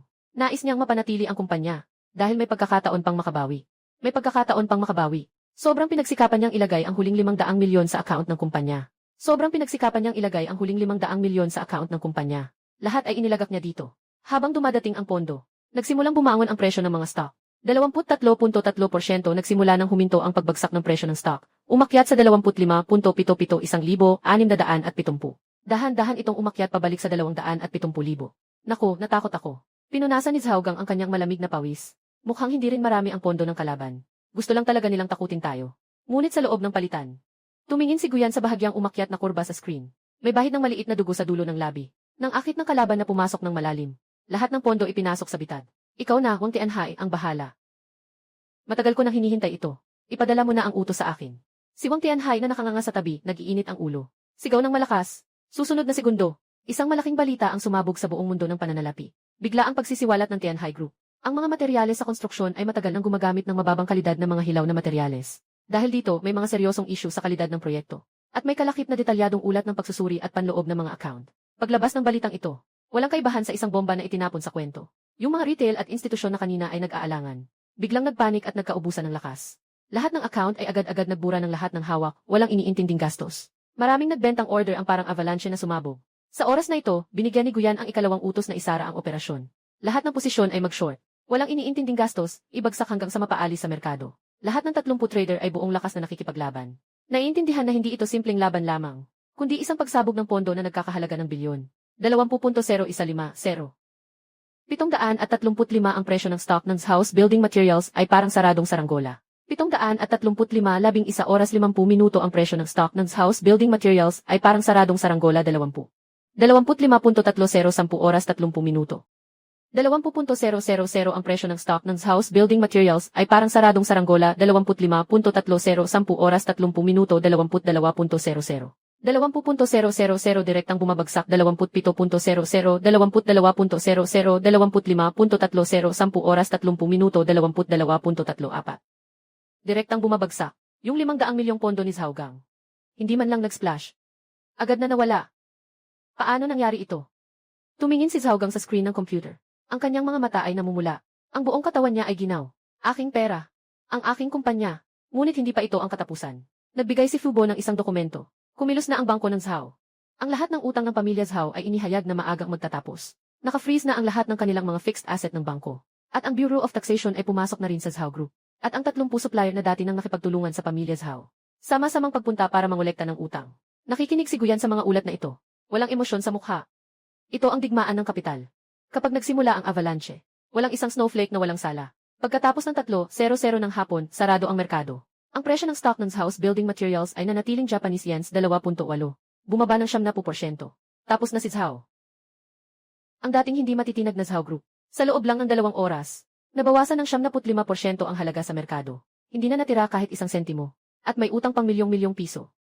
Sa daplin ng ilog sa gabi, ang araw ay parang dugo, na nagkulay ng pula sa ibabaw ng ilog. Sina Zhaogang, Zhao Kuo at Lin Wan ay labis na nahihirapan na nakaupo sa bench. Nakalock ang kanilang villa, at ang kanilang sasakyan ay nahatak. Pati ang mga branded na damit ay kinuha ng mga nagpapautang. Nakasuot na lamang ng lumang kamiseta at nanginginig. Si Lin Wan ay nakatingin sa ilog na may buhok na magulo at walang buhay ang mga mata. Kahapon lang, nasa gitna siya ng mga pangarap bilang isang mayamang misis. Nagtatawa pa siya sa kanyang ex na nagde-deliver ng pagkain. Ngunit ngayon, nagising na siya sa katotohanan. Ang matinding pagkakaiba ng katotohanan ay nagdulot sa kanya ng kawalang pag-asa at pagkabasag. Isang itim na may batch ang dahan-dahang huminto sa tabi ng kalsada. Bumaba ang bintana ng sasakyan. Ipinapakita ang malamig na mukha ni Guyan. Naupo ang chubby sa driver's seat. Nakangiti habang tinitingnan ang tatlong tao na ito. Nang makita si Guyan, para bang nagwawala si Zhao Kuo at tumakbo papunta sa kanya. Nakatukod sa bintana ng sasakyan. Mali ako, Young Master Gu. Pakiusap, bigyan mo ako ng isang pagkakataon na mabuhay. Kahit nagawing aso kita, okay lang. May mga kamay at paa ako. Maaari kitang bantayan. Tinitingnan ang lalaking minsang nagbabayad ng pera para sa sarili niyang mukha. Walang anumang alon sa kanyang mga mata. Bilang aso, ang aso namin ay kumakain ng ilima na baka. Hindi mo kayang bilhin. Pagkatapos, inikot niya ang kanyang tingin sa nakatungtong na si Lin Wan sa likuran. Itinaas ni Lin Wan ang ulo niya. Nagliyab ang huling bahaghari ng pag-asa sa kanyang mata. Nais niyang hikayatin si Guyan gamit ang dati niyang nakakaawa na tingin. Pero nakalimutan niya na ngayon ay sobrang gulo na siya. Sabi nila mahilig ka raw sa pera. Kinuha ni Guyan ang isang barya. Maingat na pinukol ito. Ang barya ay gumuhit ng parabola sa hangin. Nahulog sa agos ng ilog. Bumaba ka at manghuli. Kung mahuli mo, iyon na iyon. Itaas ang bintana ng kotse, Guyansheng. Sinimulan ang may batch. Umalis ng mabilis. Naiwan ang usok at ang tatlong taong umiiyak sa kawalang pag-asa. Ano ang mangyayari sa grupo ni Anje sa hinaharap? Si Zhao Gang ay mahaharap sa mabigat na parusa dahil sa mga malubhang krimen sa negosyo. Malaki ang posibilidad na tuluyan siyang mapahamak. Isinara ni Guyan ang kanyang mga mata. Pagod na nakasandal sa likod ng upuan. Si Zhao Kuo ay may malaking utang. Kailangan niyang pumunta sa pinakamalayong pabrika para magtrabaho at magbayad ng utang. Mararanasan ang tunay na buhay sa ilalim. Tungkol kay Lin Wan, mabubuhay siya sa pinakamadilim na sulok ng lungsod. Nakatira siya roon. Habang pinapanood akong unti-unting umakyat, pinapanood ang mga bagay na dati niyang pagmamay-ari na napakaganda. Ang pagsisisi na ito ay mas masakit kaysa sa pagwasak sa kanya. Ito ang kanyang wakas. Pumasok ang sasakyan sa masiglang sentro ng lungsod. Ang mga ilaw ng neon ay sumasalamin sa mukha ni Guyan. Sa pagitan ng liwanag at anino, natapos na ang paghihiganti. Ngunit alam ni Guyan sa kanyang puso, na ito ay simula pa lamang. Ang kanyang dakilang imperyong pangkalakalan, ay ngayon lamang naglatag ng unang matibay na haligi. Sa malalim na taglagas ng Jiangsheng, may dala ng mga talim ang hangin. Para kay Lin Wan, ang taglagas na ito ay mas malamig ng 1,000 beses kaysa sa mga nakaraang taon. Sa ikatlong araw matapos bumagsak si Zhao Jia, siya ay pinalayas ng may-ari ng bahay mula sa mamahaling apartment na nasa TIF. Ang dahilan ay simple. Ang upa ay overdue na ng 1 linggo. At ang dating nagbayad para sa kanya, si Zhao Kuo. Sa mga sandaling ito ay nakasuot ng dilaw na vest at kumakain ng manto sa kulungan. Nagdragging siya ng 2 malaking maleta. Nakatayo sa matao at abalang kalye. Parang isang kaluluwang naiwang nag-iisa sa mundo. Si Lin Wan ay nanginginig na pinapakalma ang sarili na okay lang. Mayroon pa akong mga bag na ito. At mga alahas. Nasa 2 kahong ito. Ang lahat ng pag-aari niya sa 3 taong pagsusumikap. 10 Hermes at Chanel. At iba't ibang alahas na ibinigay ni Zhao Kuo. Kailangan lang itong ipagbili. Kung maibebenta ito, makakakuha siya ng ilang milyon. Sapat na ito para makapagsimula siya sa ibang lungsod. At muling simulan ang bagong buhay. Hinirapan niya ang isang taxi. Diretso sa pinakamalaking tindahan ng second-hand na mamahaling gamit sa Jiangsheng, Heng Milanzen. Agad niyang inilapag ang higit sa 10 bag. Nagsusumikap na magmukhang mayaman na babae na pagod na sa mga luma at mayabang na postura. Boss, ibebenta ko na lahat ng ito. Lahat ay bago. Nawawala na ang resibo. Pero maaari mong suriin ang produkto. Ang may-ari ng tindahan ay isang middle-aged na lalaki na may suot na reading glasses. Isinuot niya ang mga guwantes. Kinuha niya ang limited edition na Hermes Himalaya. Isang sulyap lang sa hardware ang ginawa niya. Agad siyang napakunot noo. Kinuha niya ang isang Chanel. Hinawakan niya ang balat nito. Sa huli, kinuha niya ang kwintas na Van Cleef & Arpels. Sinilip ito gamit ang magnifying glass. Pagkatapos ng 10 minuto, inalis ng boss ang salamin sa mata. Nagpakita siya ng bahagyang nakakatawang ngiti. Miss, pupunta ka ba dito para guluhin ang usapan? O para makuha ang atensyon ng iba? Naramdaman ni Lin Wan ang kaba sa dibdib niya. Anong ibig mong sabihin? Ito ay ibinigay sa akin ng anak ng Zhao Group na si Zhao Kuo. Paano ito magiging peke? Nakangiti ang boss, si Zhao Kuo. Nabankrupt na ang pamilya Zhao. Huwag mo akong takutin gamit siya. Sasabihin ko sa iyo ang totoo. Ang mga bagay na ito sa mesa. Tanging itong na lumang bulsa ang totoo. Ngunit sobrang pangit ng kondisyon. Sakto lang na nagkakahalaga ito ng 2,000. Lahat ng iba ay peke. Super A na kopya. At mababang klase pa. Kahit ang mga metal na ukit ay baluktot. Parang may sumabog sa isip ni Lin Wan. May umuugong sa aking tainga. Imposible, talagang imposible. Nakasakay na ako sa sasakyang Ferrari na iyon. Paano niya ako maaring bigyan ng peking bag? Si Li Wan ay sumigaw. Tulad ng isang galit na babae, ibinuhos ang laman ng bag. Tingnan mo ang diamante na ito. Paano ito magiging peke? Iyan ay isang frosted diamond. 200 yuan bawat isa. Tama na, wag mo akong gawing palabas. Yung mga ganitong mayaman na gumagamit ng peking bag para sa mga materialista. Nakikita ko yan ng 800 beses sa isang taon. Kayo lang na mga mababaw ang paniniwala ang naniniwala dyan. Dalhin mo ang basura mo at umalis ka na. Huwag mo akong hadlangan sa negosyo. Yan Pin. Lahat ay mga handog sa salusalo. Si Lin Wan ay nalulumbay na lumabas ng tindahan. Mahigpit na yakap ang tanging tunay na iyon. Ngunit sira-sira ng LV bucket bag. Iyon ay 3 taon na ang nakalipas. Ang unang regalo sa kaarawan na ibinigay ni Guyan sa kanya. Noong panahong iyon, nagsimula pa lamang si Guyan na maghatid ng pagkain. Para makabili ng bag na ito, kumain ako ng instant noodles sa loob ng 3 buwan. Ngunit siya, para sa mga makislap na handog. Sadyang itinapon ang pinakamahalagang puso sa mundo. Si Lin Wan ay nakaluhod sa gilid ng kalsada, umiiyak at tumatawa. Maraming tao ang tumingin sa kanya. Akala nila siya ay baliw. Sa mga sandaling iyon, may malaking isi-screen sa kabila ng kalsada. Biglang lumiwanag. Nagtatanghal ang screen ng balita mula sa Jiangsheng. Sa larawan, si Guyan ay nakasuot ng itim na handmade na suit. Nakatayo sa harap ng bagong pangalan na sentro ng kwento na matayog na gusali. Nakatayo sa likuran niya ang ilang mga pangunahing tao ng lungsod. At ang magalang na nakatayo na pinuno ng pamilyang Xiao mula sa Jingsheng, si Xiao Tianhe. Ngayon, opisyal na inihayag ng Gu Corporation na mamumuhunan ng 500 bilyong yuan para sa proyekto ng Jiangsheng Future City. Mamumuhunan ng 500 bilyong yuan sa graba upang bumuo ng yaman ng Jiangsheng. Lumapit ang kamera kay Guyan para sa isang close-up. Mukha pa rin siyang gwapo, ngunit sa kanyang mga mata ay may taglay na kapangyarihan, na hindi na tulad ng mahinahon na binatilyo noon. Guyan at Liwan ay nag-abot ng kamay. Nais na mahipo ang taong nasa screen, ngunit ang nararamdaman lang ay malamig na hangin. Sa ilalim ng malaking screen, isang may batch ang dahan-dahang dumaan. Sa loob, si Fubo ay nakaupo sa harap na upuan. Nang tahimik na nagsabi, "Maliit na Panginoon. Nakikita mo na ang babaeng iyon. Sa tabi ng daan. Mukhang kawawa." Lumiko si Guyan. Tumingin ng malamig sa salamin na may isang direksyon. Nakaupo sa gilid ng daan, umiiyak at naliligo sa ulan. Gabi na ba, ang boses ni Guyan ay walang emosyon. Noong una, nagdadala ako ng pagkain sa ulan habang mataas ang lagnat ko. Sakay siya sa kotse ni Zhaoje. Tawa ng masaya. Ang mundong ito ay may balanse. Kailangan ng bawat tao na harapin ang kanilang mga pinili. Walang pakialam sa kanya. Isang taong nabubuhay sa alaala at pagsisisi. Hindi siya karapat-dapat sa kahit isang segundo pang aking oras. Kamusta na ang sitwasyon sa taba? Si Wang, ang batang mayaman, ay puno ng sigla ngayon. Sa pamamagitan ng kabutihan, napapaniwala ang tao. Ipahanda niya ang hapunan ng dragon bukas gabi. Isa siya sa mga pangunahing tauhan. Ngumiti si Guyan ng bahagya. Sa labas ng bintana, matataas na gusali ang nakatayo. Nagniningning ang mga nyon. Matagal nang nakatuon ang kanyang tingin sa mas malayo. Nakatanglaw ang maliwanag na buwan. Imperial Hotel, mataas ang buwan. Jiangsheng Imperial Hotel. Ngayong gabi, magkakaroon dito ng isang walang kapantay na salu-salo. Kwento ng Dragon Feast. Hindi lamang ito isang pangkalakal na salu-salo, kundi isang muling pagsasaayos ng kapangyarihan. Buong Jiangnan Province, pati na ang mga nangungunang pamilya sa Beijing, Tianjin, Quanzhou at Pearl River Delta, ay ipinagmamalaki na makakuha ng isang tiket na may gintong dragon na tatak. Sa loob ng 5 kilometro mula sa hotel, ay ipinatupad ang pansamantalang kontrol sa trapiko. Tanging mga mamahaling sasakyan lamang ang pinapayagang dumaan. Ang pulang karpet ay nakalatag mula sa lobby ng hotel hanggang sa kanto. Sa magkabilang panig ay may daan-daang mga gwardiya na nakasuot ng itim na nagbabantay sa kaayusan. At mayroon pang 10 mga nangungunang media mula sa loob at labas ng bansa ang naglalabas ng kanilang mga kamera. Tingnan mo, iyon ang malaking dalaga ng pamilya Ie sa kabisera. Nandito rin siya. At narito rin ang pamilyang Chen mula sa Magic City. Diyos ko, ang impluwensya ni Gu Xiao ay sobrang laki. Sino yon? Mukhang pamilyar. Aba, iyon ay si Dashai mula sa isang bansa. Ang mga mamamahayag ay abala sa pagkuha ng mga litrato. Sa pagitan ng mga flash ng ilaw, ang dilim ay naging sariling anyo. Sa labas ng pintuan ng hotel, isang babaeng may sira-sirang damit at magulong buhok ang sumusubok na makapasok sa tao. Papasukin niyo ako. Ako ang kasintahan ni Guyan. Ako ang magiging Gyanli. Gu, papasukin niyo ako. Si Lin Wan ay naguguluhan na sumisigaw. Sabi ng gwardiya, nagugutom na siya ng 2 araw. Nasa bingit na siya ng pagkabaliw. Masyado siyang matigas ang ulo. Naniniwala siyang kapag nakita niya si Guyan, tiyak na mahahabag ito sa kanya. Sa kabila ng lahat, minahal nila ang isa't isa noon. Full-face sa kabila ng lahat, minahal nila ang isa't isa noon. Maliit na mahal, lumayo ka na. Pinilit siyang itulak ng gwardiya sa lupa. Bumagsak si Lin Wan sa malamig na gilid ng pulang tapis. Nasugat ang palad niya. Dugo ang umaagos. Pero hindi pa nga nagsusuka para tingnan ang sarili. Tingnan mo ang itsura mong pulubi. Gusto mo pang maging ginang Gu. Maski ang aso ni Yang Master Gu mas maganda pa ang suot kaysa sayo.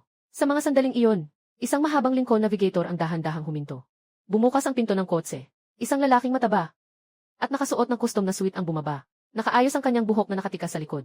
Kahit medyo mataba pa rin siya, ngunit ang kumpiyansa at otoridad na kanyang aura ay nagpapakita na parang isang matagal nang nakikipagsapalaran na negosyante. Si Wang Dawei ay kasalukuyang ifi ng Goshi Group, na siyang namamahala sa Tianyu Construction, na may hawak na proyekto na nagkakahalaga ng bilyong-bilyong yuan. Napansin niya si Lin Wan sa lupa. Nakita rin siya ni Lin Wan, na may huling sinag ng liwanag sa kanyang mata. Pangit na si Dawei. Ako si Lin Wan. Ako ang iyong hipag. Dalhin mo ako sa loob. Gusto kong makita si Guyan. Tumigil si Wang Dawei. Nakatingin sa baba sa dating mataas na dalaga ng paaralan. Dati, hindi man lang siya tinitingnan ni Lin Wan. Minsan, naaasiwa pa siya sa amoy ng pawis niya. Hindi siya pinapayagang kumain sa mesa. Ngumiti si Wang Dawei. Ngumiti ng malamig. Itong tawag ni Lin Wan na sister-in-law. Karapat dapat ka bang tawaging mataba? Pakiusap, alam kong nagkamali ako. Tulungan mo ako. Si Lin Wan ay gumapang papalapit. Nais niyang hawakan ang kanyang pantalon. Si Wang Dawei ay umatras ng isang hakbang. Ipinagkait ang kanyang kamay. Si Wang Dawei ay kumuha ng isang bunto ng pera mula sa kanyang bulsa. Mga ilang libong piso. Ibinato niya ito sa harap ni Lin Wan. Sabi ni Kuya Yan, ayaw ka na niyang makita habang buhay. Ito na ang huling awa niya sa'yo. Kunin mo ang pera, bumili ka ng tiket at umalis ka na sa Jiangsheng. Huwag ka nang magpakahiya dito. Pagkasabi nito, inayos ni Wang Dawei ang kanyang Amerikana. At tumalikod na pumasok sa marangyang pintuan ng hindi lumilingon. Tumingin si Lin Wan sa pera sa sahig. At muling tumingin sa pintuang malapit na malapit. Ngunit parang napakalayo tulad ng langit. Sa wakas ay tuluyan ng bumigay. Nakaiyak siya sa sahig. Ang kanyang iyak ay nalunod sa malambing na tunog ng mga musikero sa bulwagan ng salusalo. Walang nagtatanong. Sa bulwagan ng salusalo, buhok at damit na maganda. Mga baso't inumin na nag-aagawan. Nakatayo si Guyan sa ikalawang palapag ng bilog na terasa. Hawak ang isang baso ng champagne. Tumingin sa mga tao sa ibaba. Si Xiao Chaya ng pamilyang Xiao sa Beijing at ang mga pamilyang Ye at Chen ng Shanghai. Ang mga taong ito na kayang magdulot ng lindol sa mundo ng negosyo ay kasalukuyang nakatayo sa ibaba, na nakatingala sa kanya, naghihintay ng kanyang payo. Nandito na ang tamang oras, Ginoo. Mahinang paalala ni Fubo. Tumango si Guyan, at dahan-dahang lumakad patungo sa mikropono sa gitna ng terasa. Naging tahimik ang buong lugar. Kahit ang tunog ng karayom na nahulog sa lupa ay maririnig. Mga Ginoo at ginang, ang boses ni Guyan ay malinaw na umabot sa bawat sulok. Sa pamamagitan ng pinakamataas na kalidad ng audio equipment. Salamat sa inyong pagdalo. Mayroon lamang dalawang bagay na nais kong iparating sa inyo ngayon. Ipinakita ni Guyan ang isang daliri. Una, magpapahayag ako ng isang patakaran. Simula ngayon, sa negosyo sa Jiangnan Province, isa lang ang pwedeng magsalita. At iyon ay ang boses ng pamilya Gu. Ang sumunod sa akin ay yayaman. Ang tutol sa akin ay mapapahamak. Ang pamilya Zhao ang pinakamagandang halimbawa. Mapang-api at mayabang. Ngunit sa ilalim ng entablado, umuulan ng palakpakan. Sa harap ng ganap na lakas, ang kayabangan ay kapangyarihan. Tumingin si Guyan sa buong madla. Sa huli, tumigil ang kanyang tingin kay Wang Tianhai. At sa mga tao tulad ni Xiao Chayanhe. Hindi ako Guyan na mahilig kumain ng mag-isa. Ang kwento ay parang isang aircraft carrier na malapit ng maglayad. Ang layunin ay ang mga bituin at karagatan. Kung sino man sa inyo ang gustong sumakay, malugod ko kayong tinatanggap ako si Guyan. Ang kinabukasang kita, ipinapangako kong magiging 10 beses pa. Kami ay handang sumunod kay Yang Master Gu kahit mamatay. Si Xiao Chayanhe ang unang lumuhod. Malakas na sigaw. Nais na mamatay na sumusunod kay Gu Xiaohala. Siyam na daang nangungunang may kapangyarihan.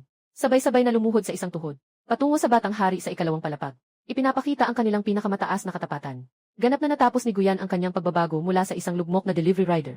Patungo sa isang emperador ng negosyo. Tinitigan niya ang madilim na masa ng tao sa ibaba. Ngunit labis siyang kalmado sa loob. Noong una, akala niya ang paghihiganti ang katapusan. Ngunit ngayon na nasa tuktok siya, napagtanto niya na ang paghihiganti ay parang bato na tinulak sa daan habang umaakyat. Maganda ang tanawin sa tuktok. Ngunit napakalamig din. Bigla, isang malinaw na boses ng babae ang sumira sa katahimikan. Binuksan ang malaking pinto. Ang lakas ng impluwensya ni Gu Xiaoa. Hindi ko alam kung ako, si Ye Qingsheng, ay may karapatang sumakay sa barkong ito. Isang batang babae na nakasuot ng pulang gown, na may pambihirang presensya ang pumasok. May dalawang babaeng suot ang itim na damit na sumusunod sa kanyang likuran. Hawak nila ang isang dokumento. Ang dalaga mula sa pamilya iya sa kabisera, na tinaguri ang pinakamagandang babae sa kabisera. At ang reyna ng negosyo, si Ye Qingsheng. Nagkaroon ng gulat sa buong lugar. Sikat siya sa pagiging mataas ang tingin sa sarili. Kahit ang mga pinakamataas na aristokrata ay hindi siya magustuhan. Talagang personal na dumating para suportahan si Guyan. Tumingin si Guyan sa babaeng nakapulang damit. Sa wakas ay umangat ang kanyang labi sa isang tunay na ngiti. Naging karangalan ang pagdalo ni Emis. Ye! Ito'y isang bagay na hinahangad ko. Lumakad si Ye Qingsheng pababa. Itinaas ang kanyang ulo sa kanyang magagandang mata. Nagniningning ang sigla ng pagkakatapat ng mga kalaban. Ito ang dokumento ng paglilipat ng 100 pantalan ng pamilya Ye sa Europa. Bilang isang bride price na ibinibigay ko kay Gu Xiao. O di kaya ay isang paunang regalo.